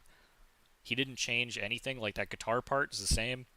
The melody's exactly the same. All he did was he gave the melody to a different instrument the second time around, and that's enough of like a change in the timbre that it makes it interesting to hear a second time.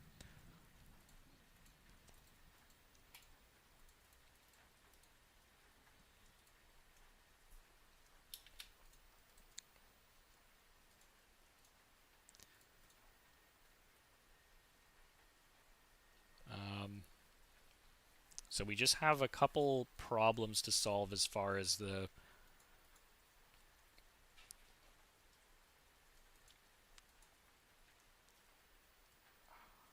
I think this is what we're going to do. The second time around,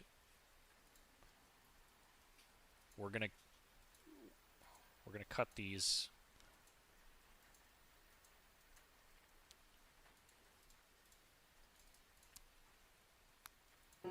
We're going to cut this. Actually, you know what? Let's do it this way. We're going to write a new part for the left hand.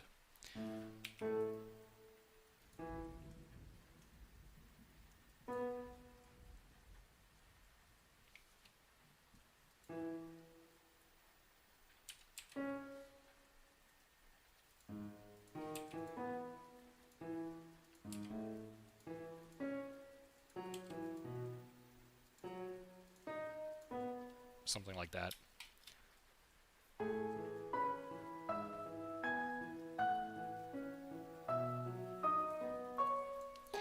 It's also kind of doing this.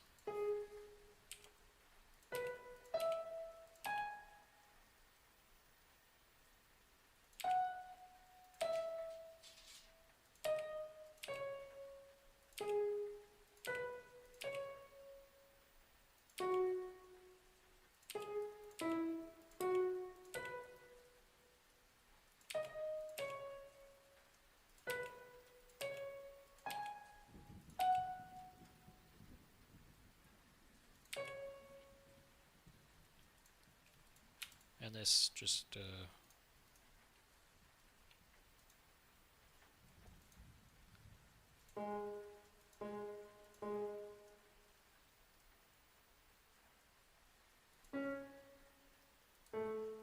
Okay, let's see how that sounds.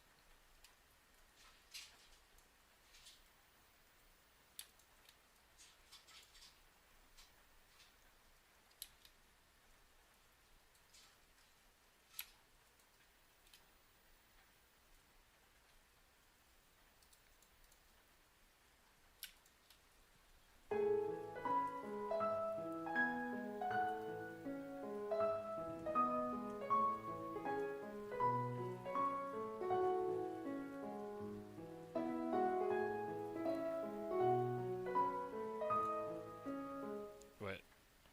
Okay, we got lost somewhere. It's supposed to be like this.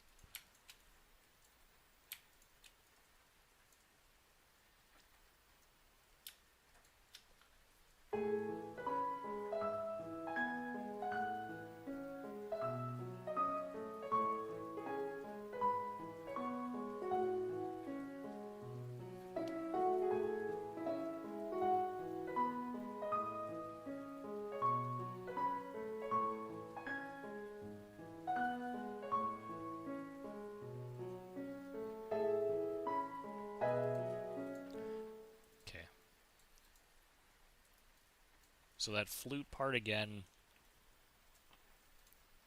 it's pretty much the same except something changed in that last measure. Let's see what that was.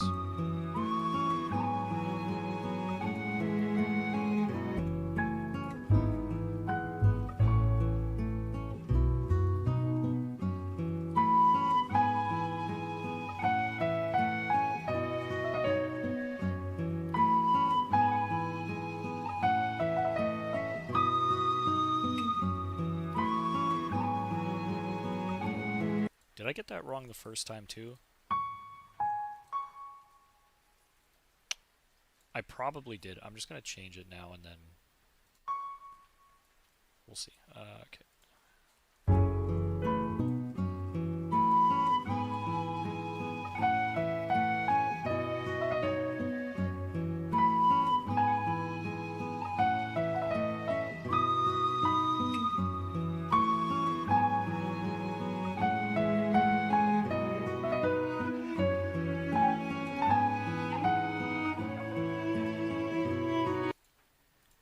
So what we're going to change here, the strings are swelling up quite a bit as well.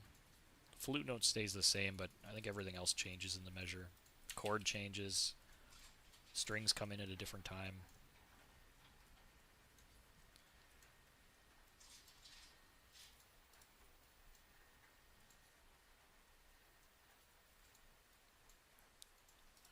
It's here, I think.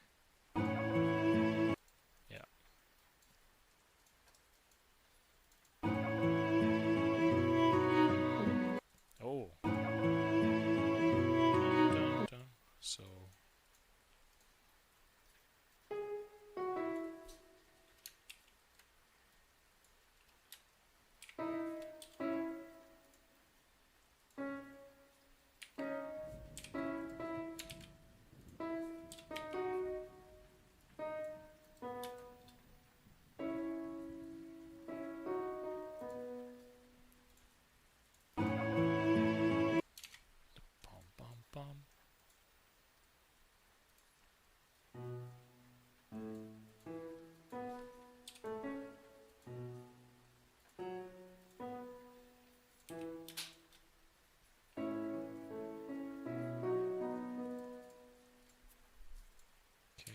good.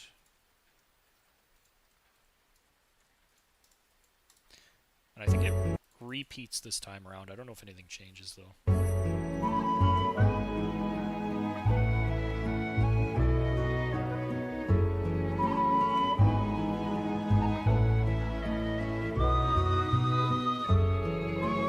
Yeah, so we're gonna have to figure out that counterpoint with the strings.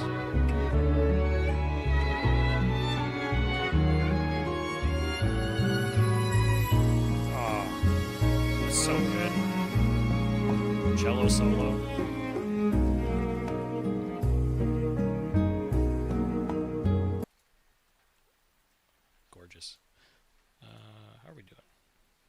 hour 45 minutes we've been streaming, and we've got 20, 28-ish measures left out of 80. So we're not doing too bad. I think we might actually be done this sooner than I expected.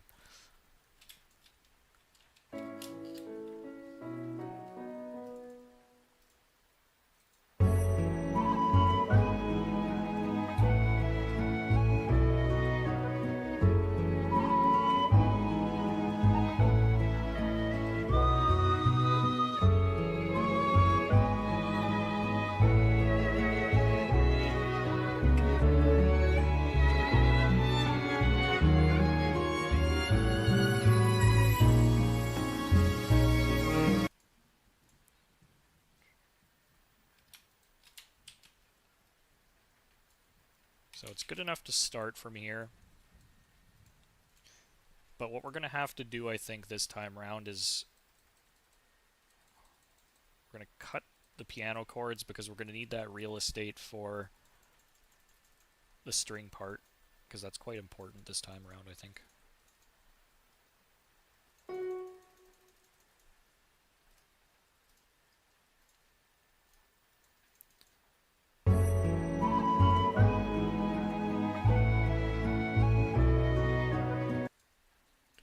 So right now it's not doing much.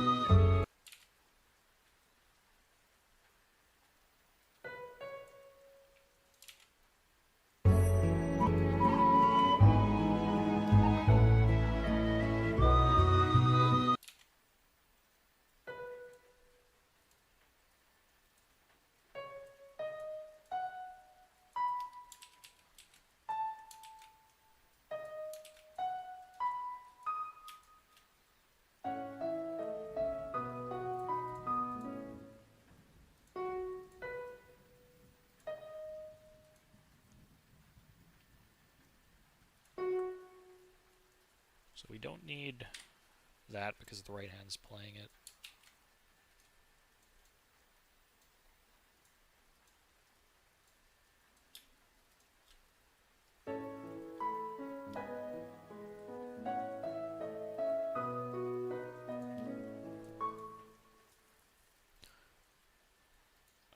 I don't like the idea of this stretch here. Personally, that's a little bit much for me to reach. So maybe we'll do it this way just because I think that's a little bit more manageable, but I think technically those notes should be, it should be a B there, but it's good enough.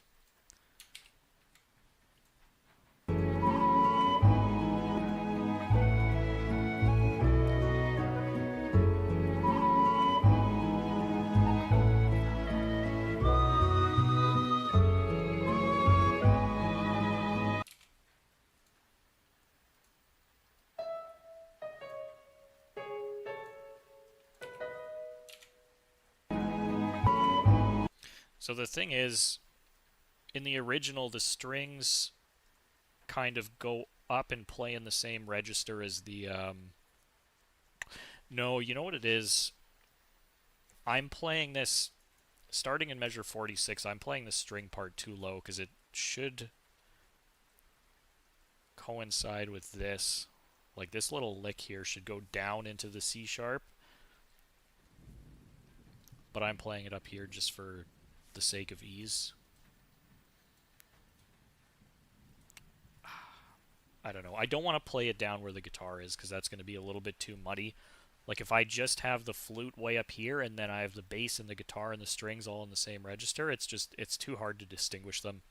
So I think we have to take the hit and just do it like this, where we keep the strings here and then drop them back down again. They're supposed to be going up an octave, but we're just going to keep them in that register for clarity, I think.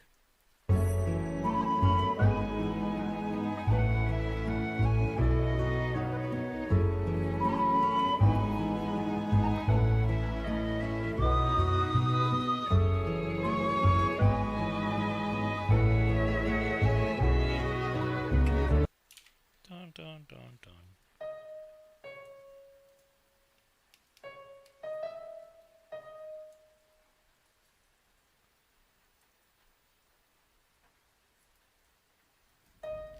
Oh, that's tricky.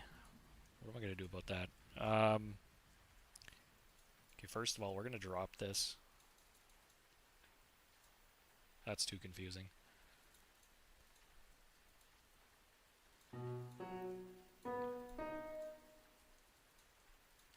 We don't need anything else for the right hand to do there. It's going to play those two parts. That's it.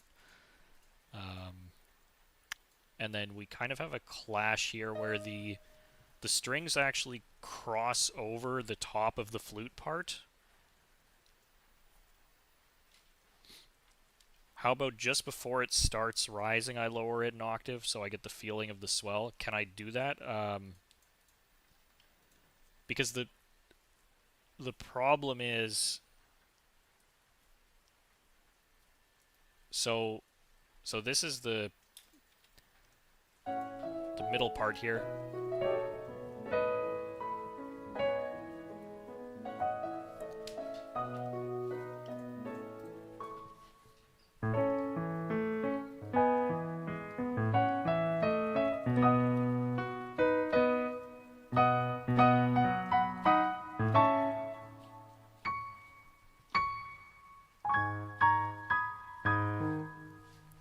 I could just raise the whole thing up, but that might be too intense.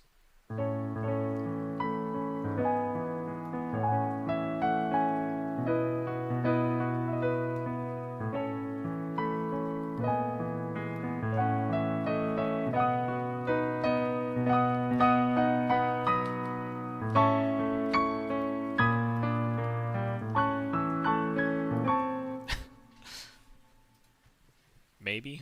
I don't know. I'm going to keep it how it is for now, but when we go to record it, if it feels right to play it, you know, a different octave, then we'll, you know, we can go back and change the sheet music afterwards. But I'm happy enough with this how it is now that we can kind of move on.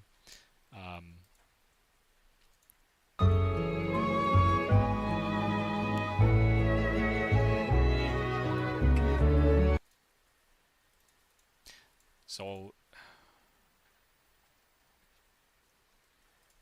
I actually think the string part is more important here. So we're going to fudge the flute melody a little bit just so that I can get more clarity in that string part.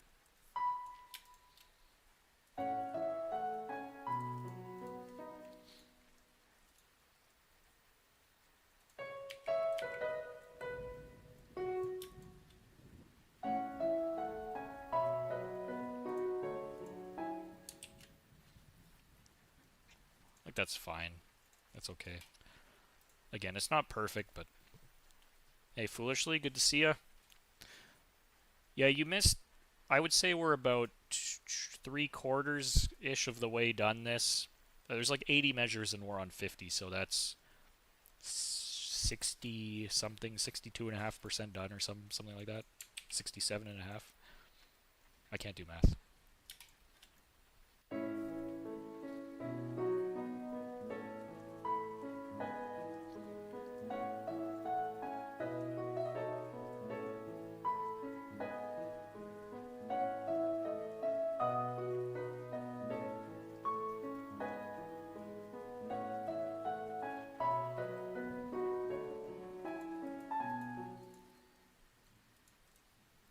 You know what?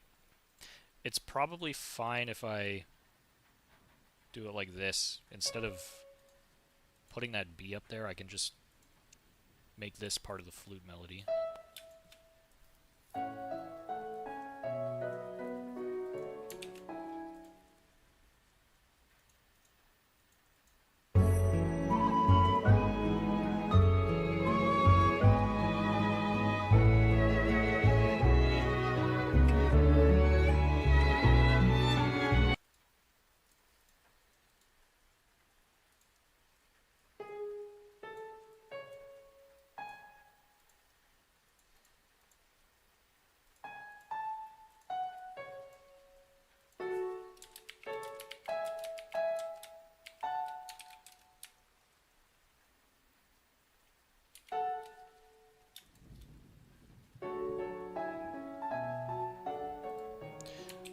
that one works out really well because it just outlines the flute melody, so we don't have to change much there.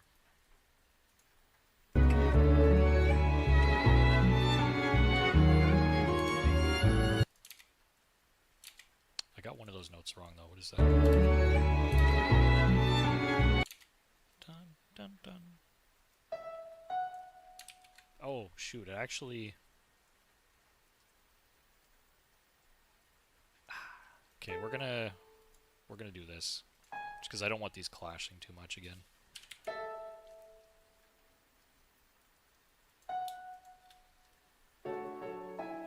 Hey Marisha, thanks for stopping by again.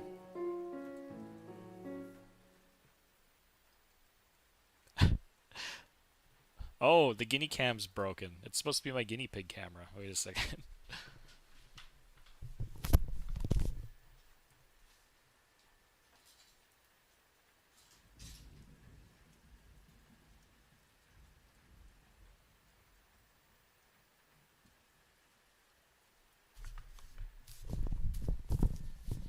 There we go.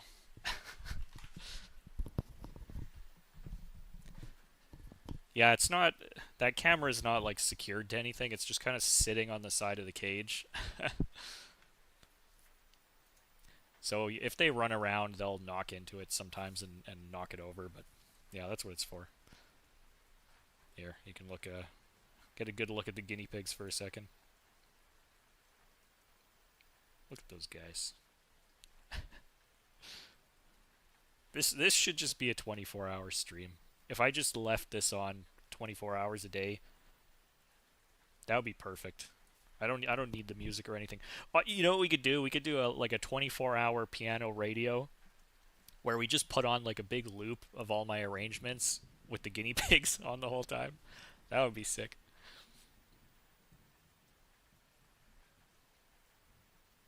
Nom nom. Okay, anyway. Where were we?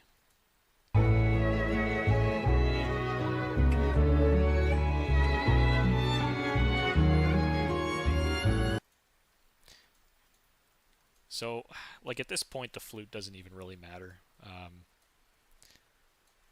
It's really all about this big swell in the strings. So let's forget about that flute, and we'll just figure out what those strings are doing. And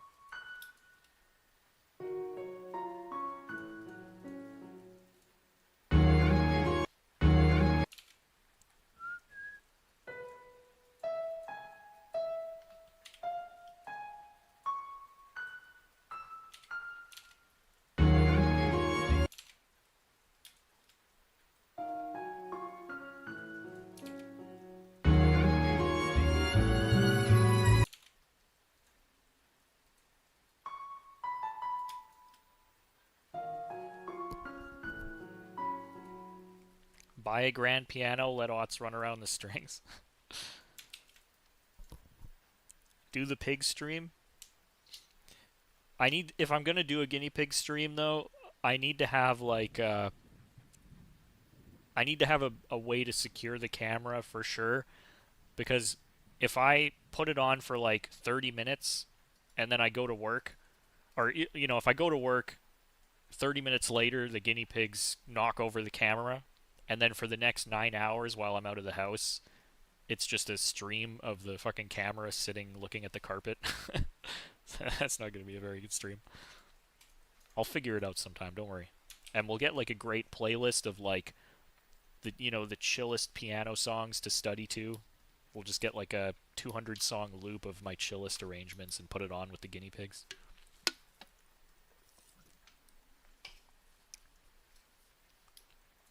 Nom nom.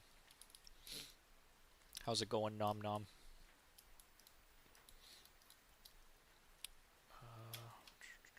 Am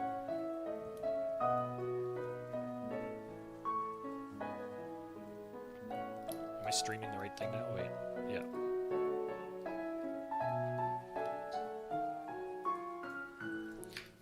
So again, it's really that high violin part that stands out.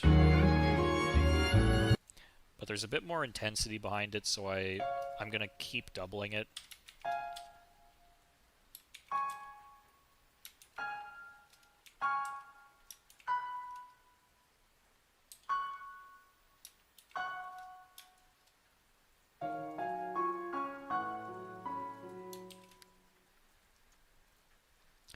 Do I give them Timothy Hay? Yeah. Yeah, they do have Timothy Hay. Um, so when they're younger, you give them alfalfa hay because it has like extra calcium or something in it that's good for young guinea pigs. But when they grow up, after I think it's 3 to 6 months or something like that, you start giving them Timothy hay. So that's what they eat now is Timothy hay.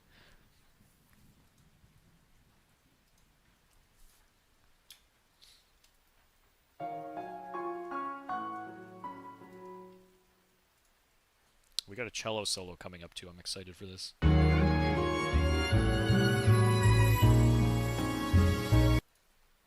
What is that note?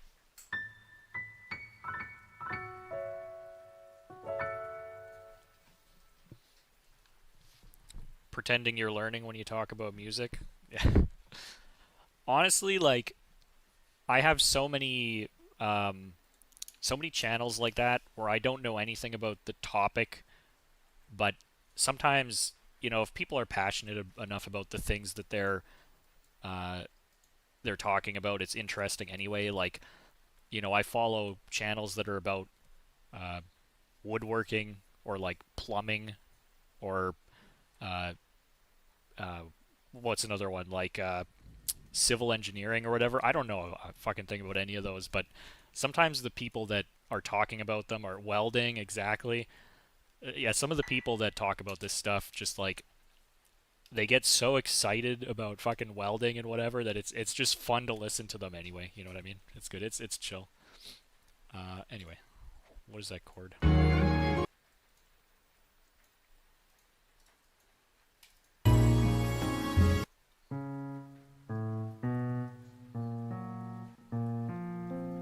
It's a B flat minor. What the fuck?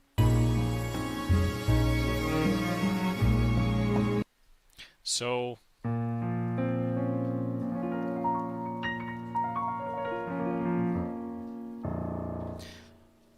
so it's a B flat minor in my head, but I imagine the way it's probably written because the rest of this is in E major is that it's probably an A flat minor or an A sharp minor, sorry.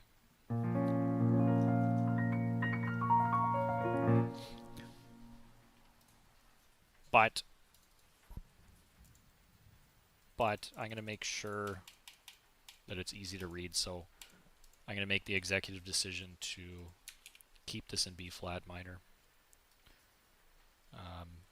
And you'll see this from time to time. So for example, in the fantasy impromptu, you've got this big C sharp minor piece.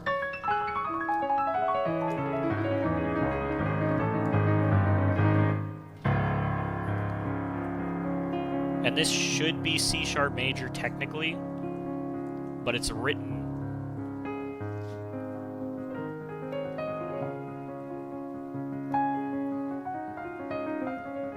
D flat major because it's just easier to read, right? It's the same thing. Anyway, so that's why I'm doing it like this, just for accessibility. But probably it's meant to be A sharp minor. Anyway, so cello solo.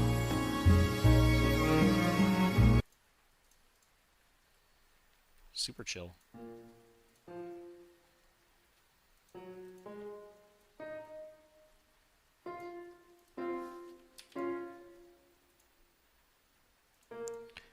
And I'm not too worried about the specific notes here. I'm more worried about the vibe.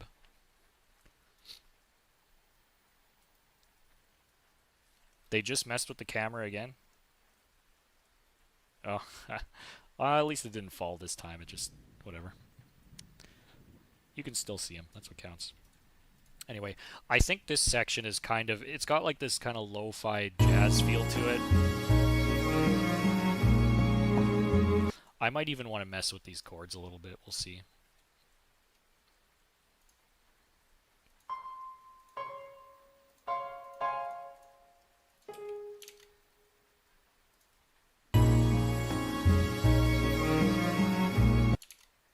Bum, bum, bum, bum.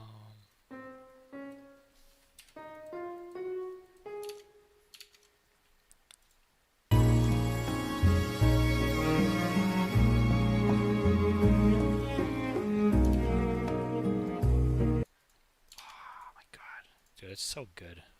Mizuta's so underrated. It's so criminal that like I love Soken, like 14, 16, they have great soundtracks, but in terms of like the feeling and the legacy of Final Fantasy, I think Mizuta comes so much closer to like the classic Final Fantasy soundtracks. Just his sense of melody and everything is so good.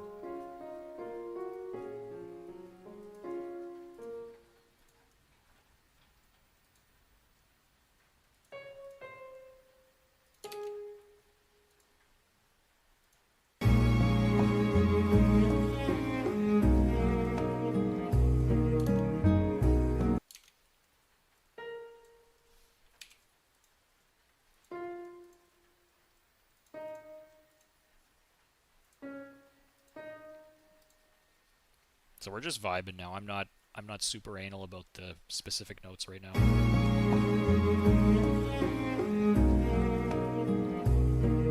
Just want to get that chord right.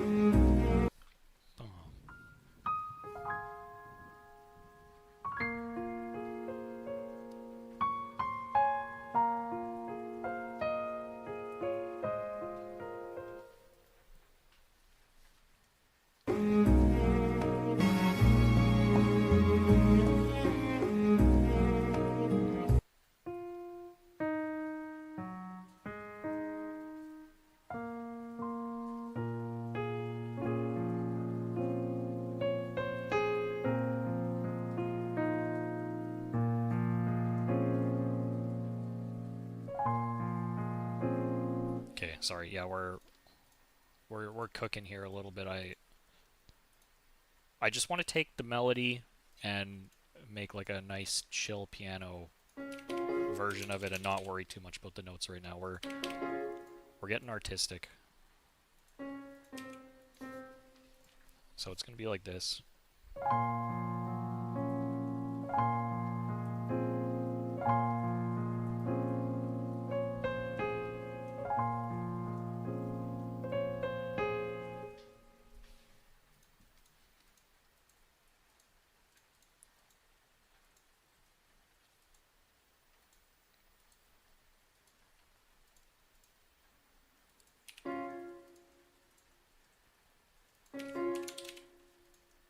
Really like these 9 chords.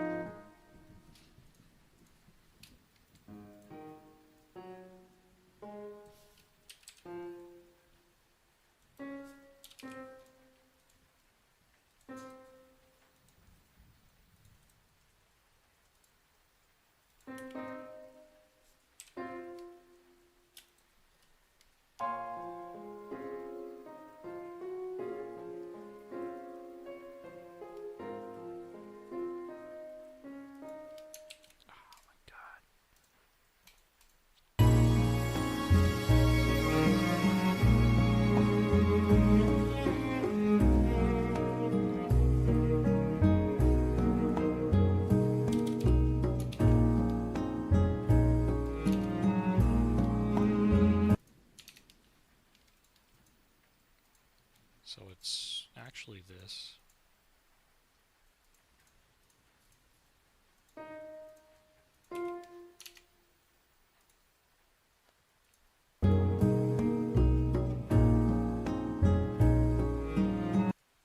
Whoa. It's a 5-bar phrase.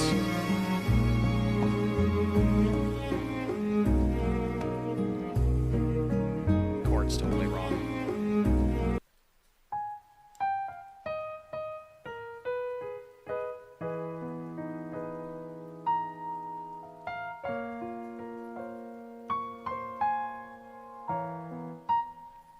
What the fuck?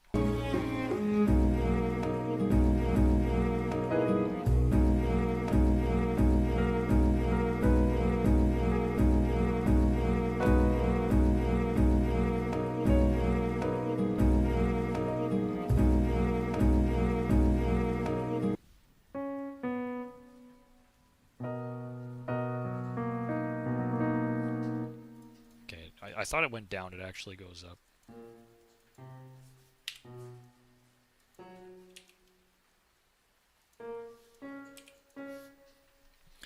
So, am I in the wrong key again? I might have picked the wrong key again, shit. Okay, well, let's see how that sounds.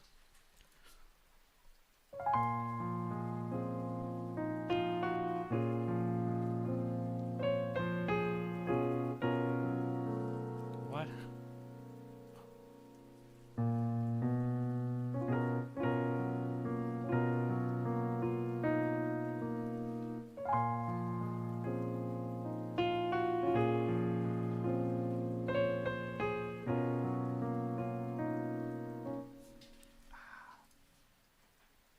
Play it with the song.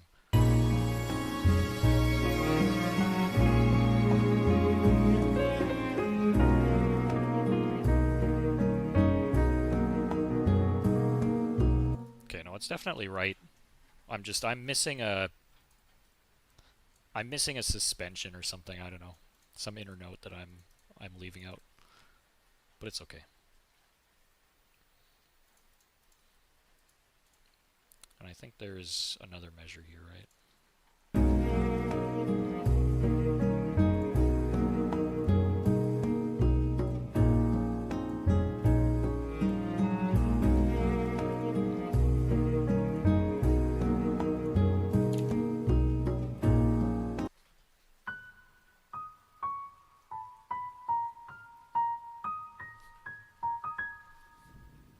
So the guitar is doing this down here, but we're gonna put it up there just for texture, just to make it a bit more interesting.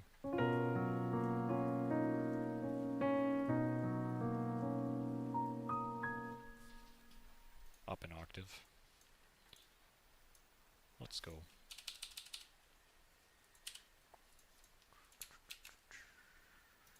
We're so close. Not even 20 measures to go.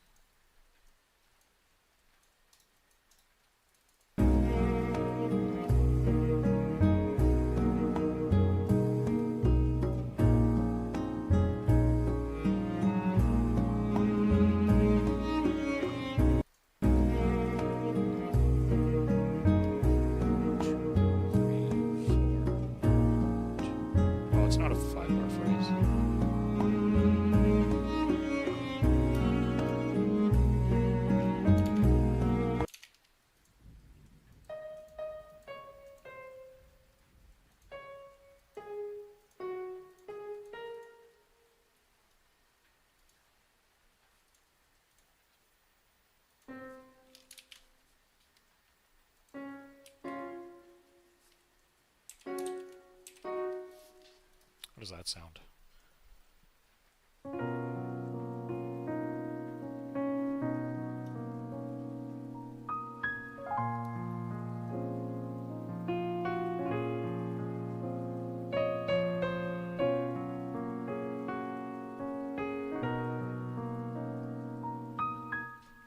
It's good. Good enough for me.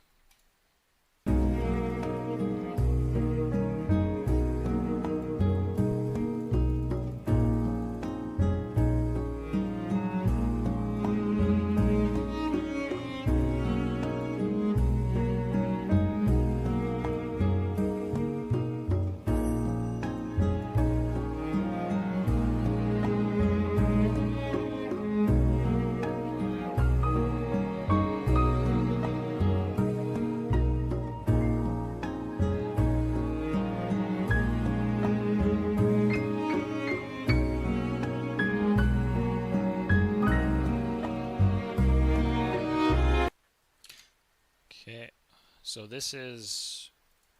It's the same until that last measure again. Although there's some stuff going on in the high register, they've added some kind of twinkly ornaments in between. So I want to get this chord down in the last measure, and then we'll kind of go back and see if we can incorporate any of that. But we're so close. How are we doing? So my guess was this was going to take us 3 hours to write it down, but we're just a few measures from the end, and we've only been going for 2 1/4, so we're making good time. Honestly, if I wasn't streaming, this probably would have taken me all day, because I would have been getting distracted, like, do a couple measures, and then I'd, like, open a YouTube video, and then I'd play a couple games of Balatro, and then I'd go outside and take a walk, and then I'd have dinner, and then I'd come back and do a couple more measures, and then I'd boot up fucking Dead by Daylight or some shit. Like, I have such a hard time focusing, but if I'm on stream, I kind of have to be locked in, because I'm not going to leave you guys for an hour to go play Balatro, right? Like, so this is good. I probably should do more arranging streams, to be honest, just to keep myself disciplined, but I don't know how interested people are in these. I know a few people are, so I'm happy to do them once in a while, but...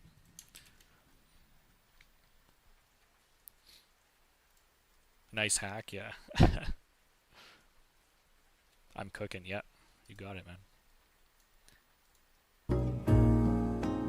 Okay, what was that last chord?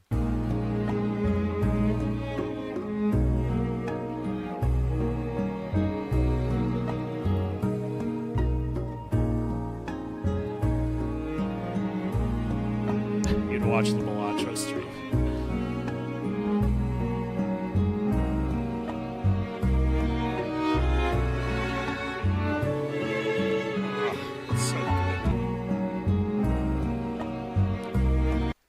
So we got to figure out that chord in 14 here.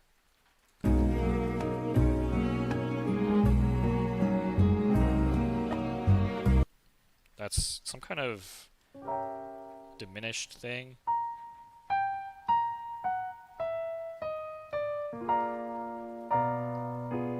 Something like that. Like B flat major 7.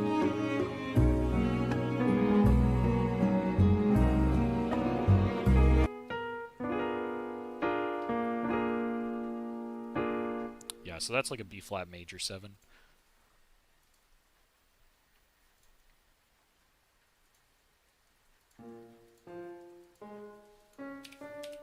Again, I think the chord is a little bit more rich than I'm giving it credit for. I'm just, once you get to these kind of like denser chords, jazz chords and stuff, I have a hard time, like, they're not really in my vocabulary.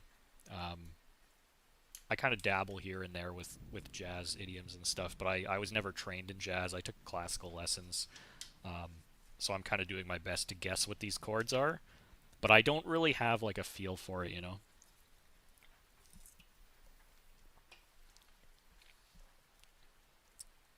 Elevators would be better if this was elevator music. You'd never want to get out of the elevator, though. That's the problem. You die in that thing.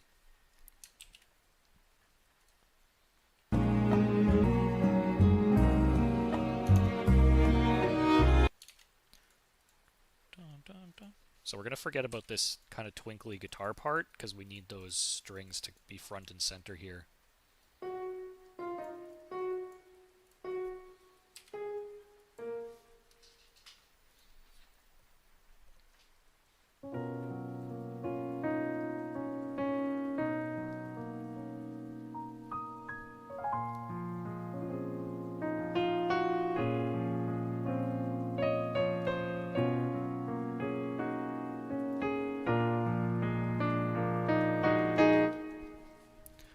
We might even want to put that up an octave. Again, not because they're being played in that register, but just for the intensity, right? We'll see.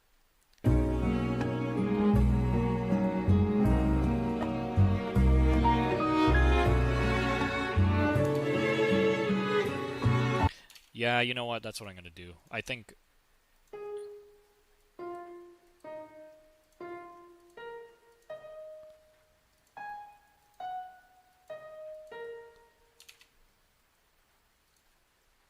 think that sounds better up there.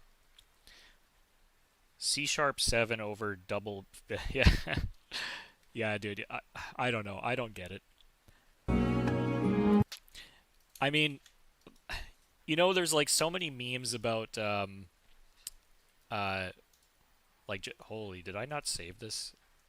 Oh, that's not the. Oh my god, I'm getting confused. There's so many memes about jazz pianists, and they fuck up one note, and they're like, "It's not a mistake. That's A sharp minor half diminished third inversion with a add 13 or some shit." And it's like, I don't know, dude. It just sounded wrong to me.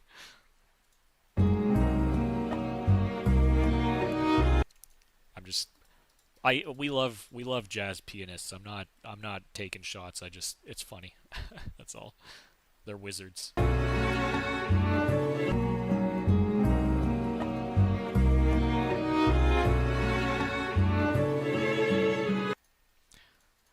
So the melodies.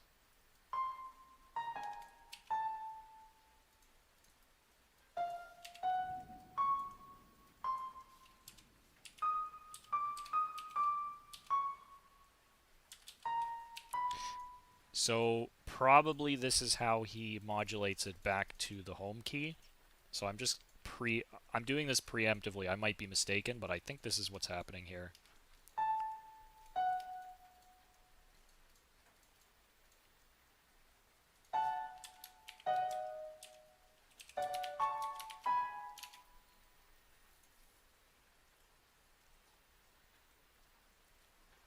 What's the percussion sound here?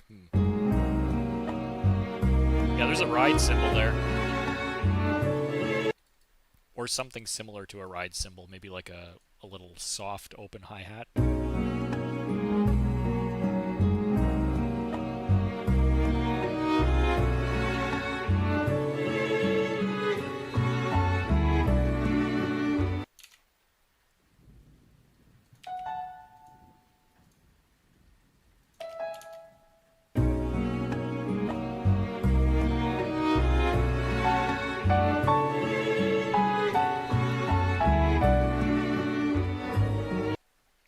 Oh my god, dude, that's so nice.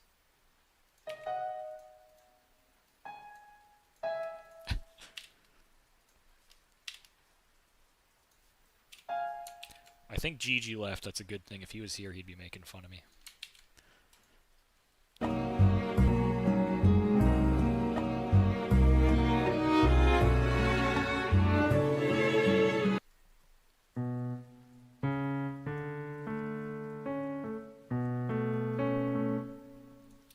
So the chord here.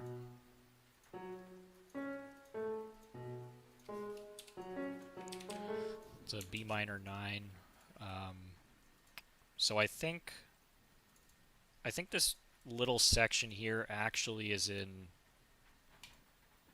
F sharp minor, but it's gonna end up back in E major at the end of the piece, so we're just gonna leave it like this. We don't want to change it for 2 measures and then change it back to a different key right away. It's just too much. So we can make do. There's gonna be like a natural here or whatever, but it's not the end of the world.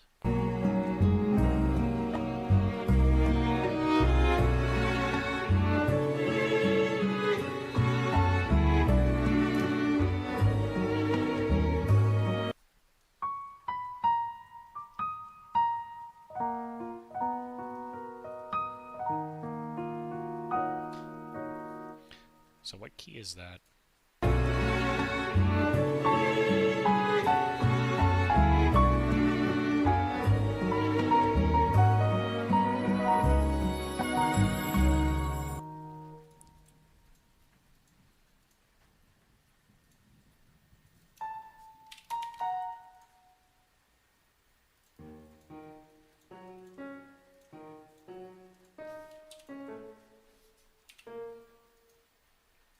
So that's D sharp minor 7. That's an augmented chord.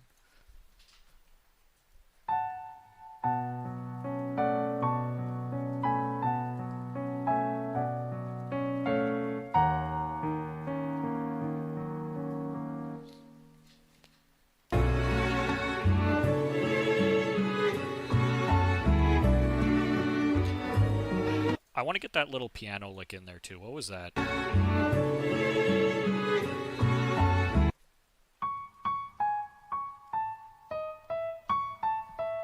Oh, that's easy. So that comes in here.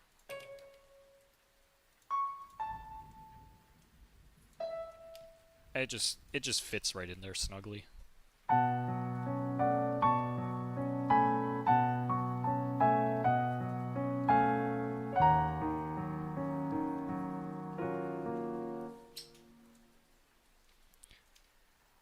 We'll get my little suspended chord in there too, just for flavor.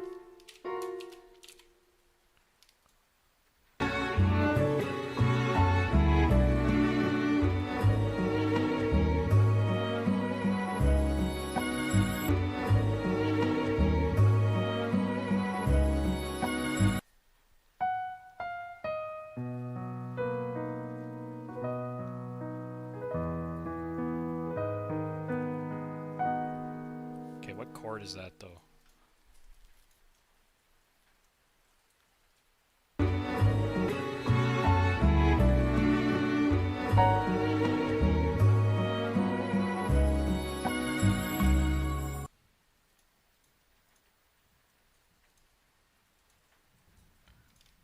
Okay, you're gonna have to go in the second layer so I can get those strings in.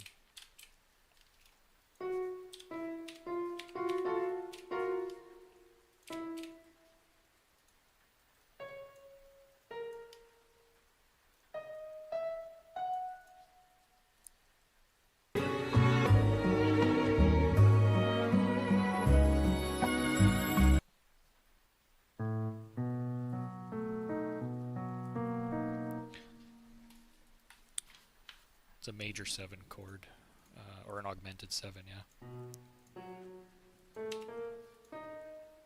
Should have listened to Awe.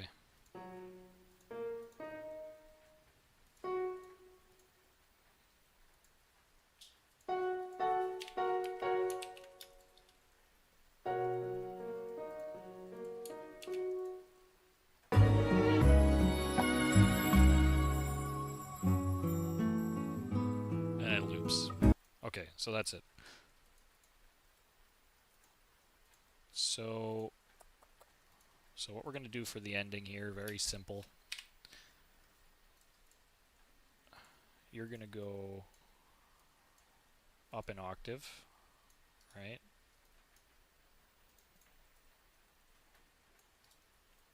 You're going to go up an octave, and you're going to land on that high F sharp, and that's it. Now we're done.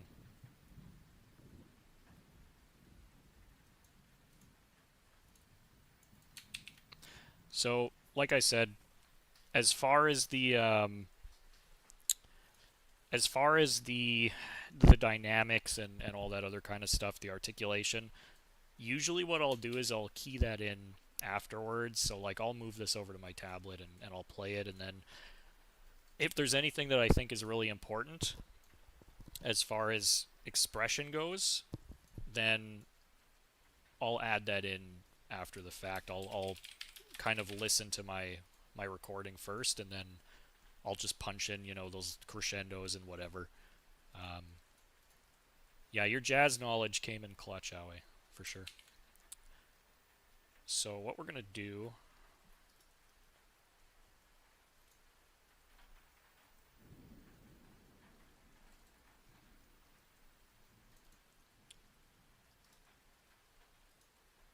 So we're going to move this over to the tablet, and then we'll get a recording done.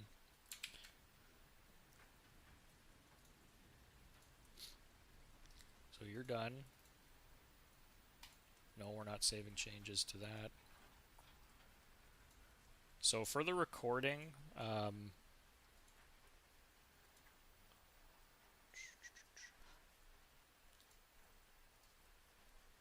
man, if anybody watched my old arranging streams where I recorded the songs, there was this issue I had where, like, and this plagued me for years and years, where when I'm recording into the MIDI roll and I held the pedal down, what it would do is it would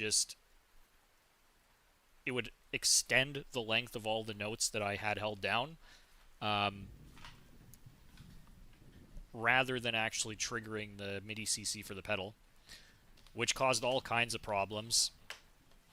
And it turns out, I just figured this out a few months ago, but the culprit is this. There's this little box here in the MIDI menu that says foot pedal controls note off. And it's just a toggle that I had clicked the entire time, and that was completely ruining my life. So it's way faster for me to do these now. I used to have to go in and manually draw the pedal markings in for everything. Um, and the other problem with that is that when I'm doing the piano roll videos, it would make the scroll like impossible to read, right? Um, so what I'm doing here, by the way, is I'm just linking my pedal to this MIDI controller in FL Studio. So the way that this works is in FL Studio, you can control anything with anything, right? So if I have like a MIDI switch board here somewhere, like a separate MIDI pad, I can link it to any of these knobs, and I can make any of these knobs a MIDI CC, right? Or I can make them control the volume of a channel or something like that. It doesn't matter. But the point is, this knob is configured to MIDI CC4, 64, which is the pedal channel. And to link it, if you're using FL Studio, you just right-click it, you hit Link to Controller, and then you just tap your foot on the pedal, and now whenever I tap the pedal, it turns the switch on and off, right? That's it. So I'm just going to download that sheet, and then we'll do a couple takes and get a recording.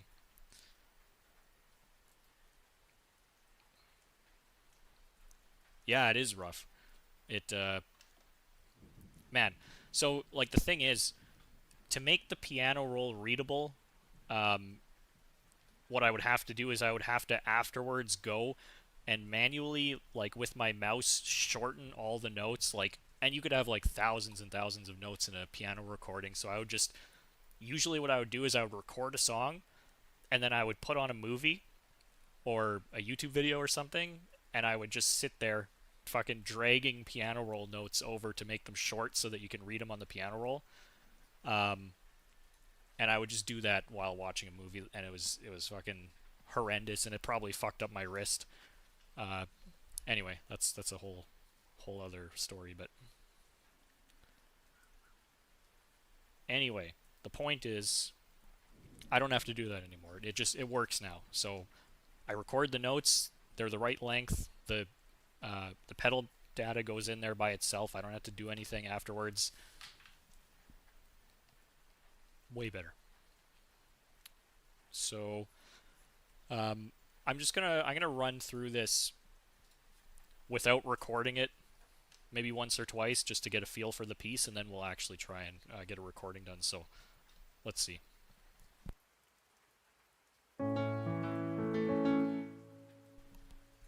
Hold on. Why is it doing that?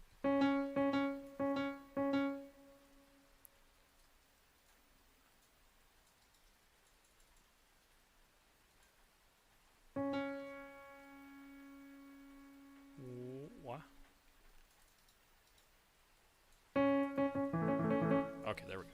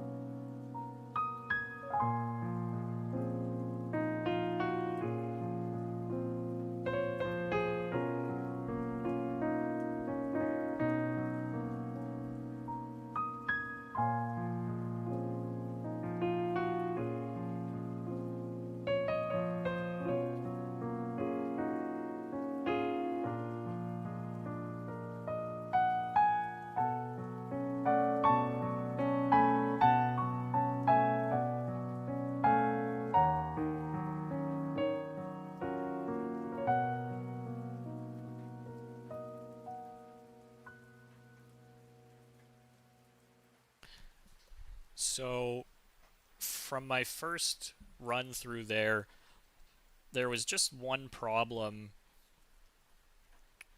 There was one measure that I think was harder to play than it needed to be. Um, Thank you. I'm glad you liked it.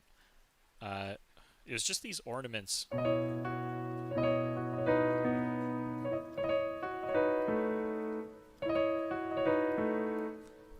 Like trying to fit those in between that middle voice and the guitar.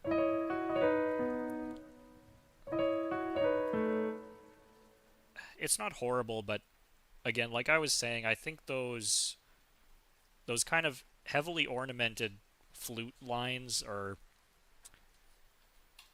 they're kind of more of an expressive thing, and I don't think it's necessary to really keep them 100% intact. So we'll try and record it, but I'll probably adjust those, and there's a couple other things I'm going to adjust in the sheet music afterwards, but it should be good enough to record now. So let's try. There. Hopefully you guys can see this. There should be an option that says scroll when off screen or something like that.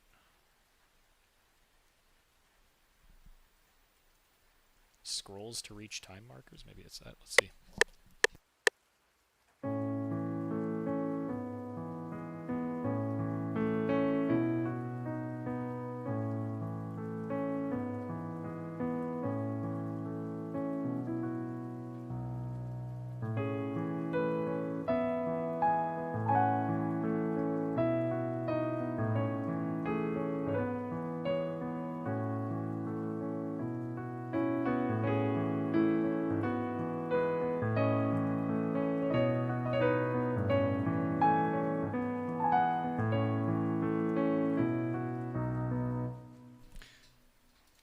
So one thing that's tripping me up is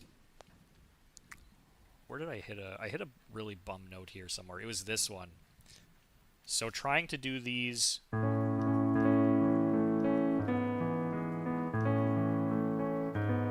little jumps in the left hand, it's a little bit tricky. That might take it might take a few attempts, but as long as we can do like a page and a half or something, like a good section at a time, and then we'll stop it and start a take. Probably we'll have to do this in like 3 sections, I would say.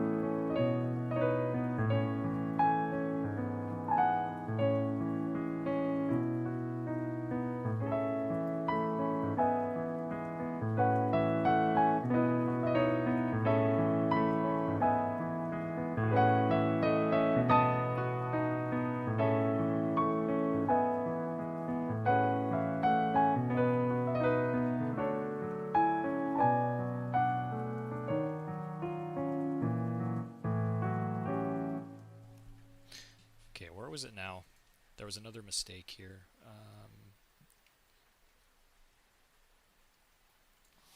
This at the end.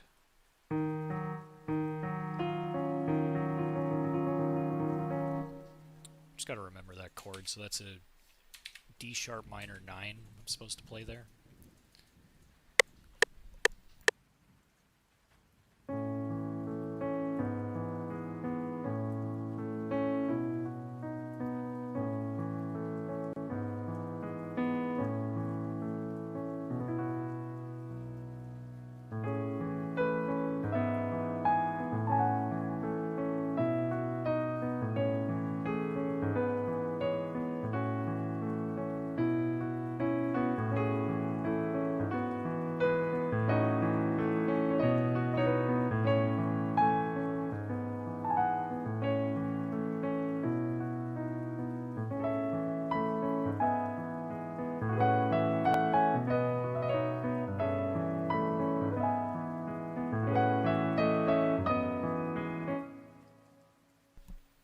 was one mistake, but I'm happy with how the first little bit of it went. So I think we'll continue from a point. Let's see, where was that bum note? Where the piano chords started coming in. That's where I want to start a new section.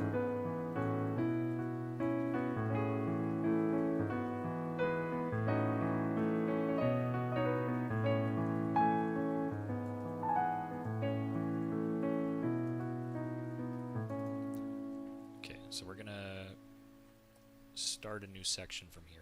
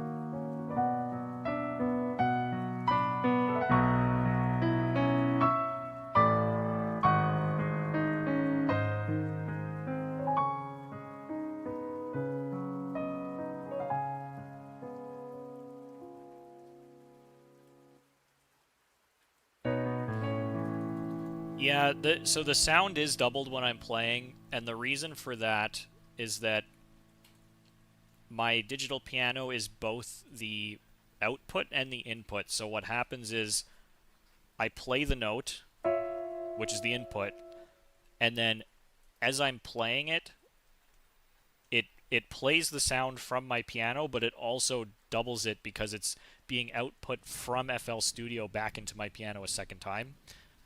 But when you play back the recording, it won't sound like that. So, for example, what we just recorded would sound like this.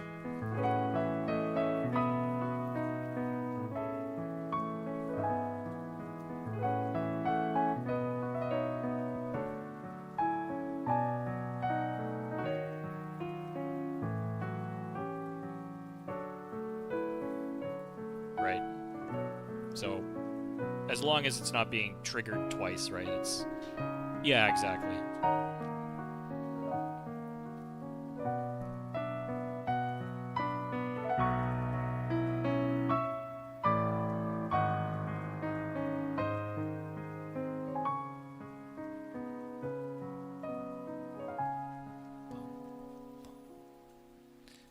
Okay, so that's good.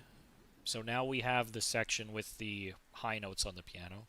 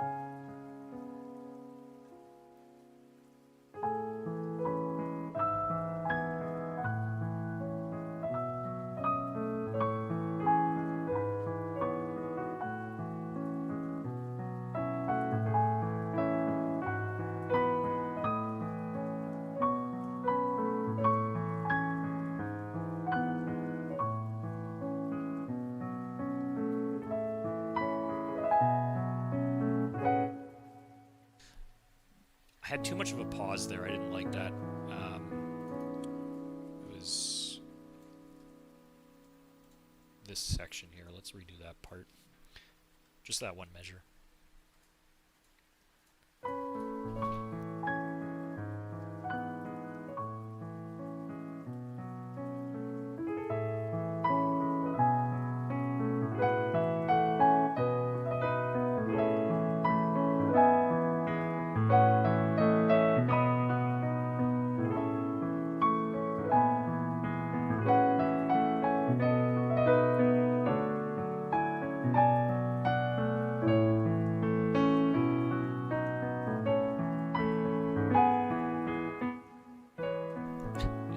Okay, I'm fucking all kinds of things up here now. Let's start again.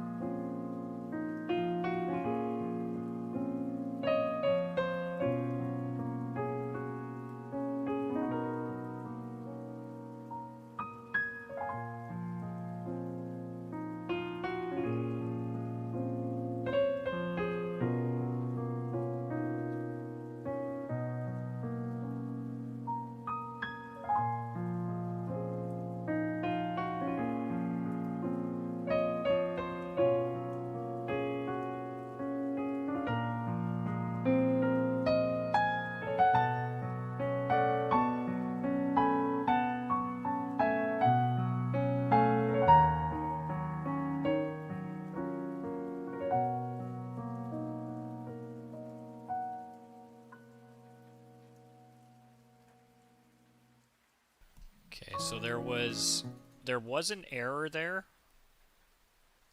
but I don't think it was too bad. We might just be able to fix it with the pencil here. Let's see. Let's listen to it and see if we get distracted.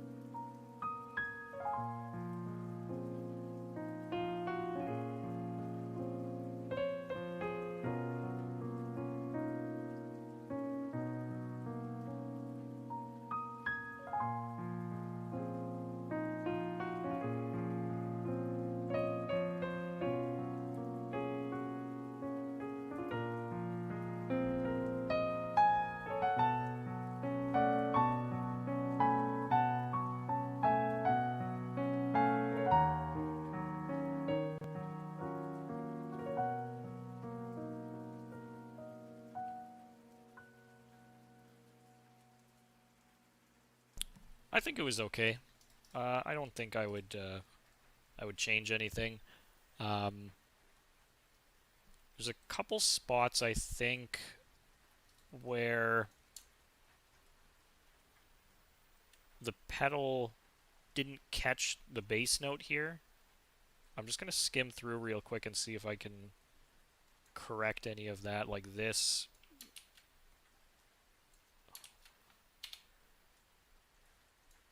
pedal should be like that. It's just like really minor things. Like I don't want to do a whole re-recording just to catch these couple low notes here that didn't sustain.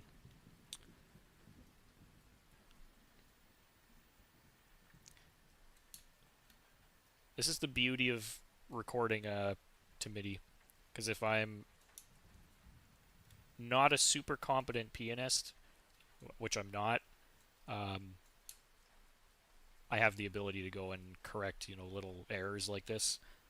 But man, if you're recording on an actual instrument, you got to be perfect. Like there's no way around it. You might be able to like dub parts over, that are a little bit difficult, but like as far as correcting little minor mistakes like this, there's just no way to do it without doing a whole new recording. So, I'm lucky that I actually record this way. But yeah, that's pretty much it. So, um, like from this point, uh, what I'll do is I'll take this recording and I'll mix it a little bit, master it a little bit. Um, Usually I just put like a touch more reverb on it. Um, I have like a kind of a master chain set up already that it's all preloaded the way I want. Like it's EQ'd the way I want it to be EQ'd. It's got some of that vinyl fuzz and warp uh, in it already because I kind of like that lo-fi kind of vinyl sound, so I dial a little bit of that into my recordings afterwards. And yeah, then I'll take the MIDI, chuck that into C Music, and make the piano roll video that way. And probably the most annoying part when I do this is like I got to take the uh,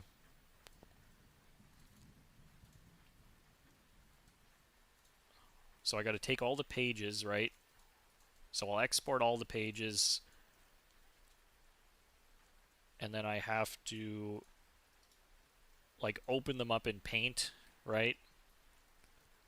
This is like level 100 Photoshop skills here, and I set them to 920, which would be the right width for 1080p video. And then I have a second instance of Paint open here that I always cut to the same size. So this would be usually it's 920 by 420. Lol. Um, and then I have to go manually through all these pages and just copy it and chuck the thing here, and then I save it. So this would be, oh, that's spoilers for my next video. You didn't see that. Yeah, so every staff has to be separated like this so that I can put them in the video, and this takes forever. Because I got to do this, and then I have to go into my video editor and like time it to the music and stuff like that, and it's a pain in the ass. Like this is the part I least enjoy doing when I make these videos. This has nothing to do with arranging the music. I'm just, just for the sake of it, I'm kind of showing you what my process is like every week when I do one of these videos. Yeah, this is my life, man. So I think we'll try and do these arranging streams a little bit more frequently because I actually do enjoy this, and it gives me a chance to rant a little bit about music and stuff like that. If I'm playing piano, I play for most of the stream, and then I kind of in between songs I might have a chance to say my piece, but I kind of get to rant a bit here, which I like.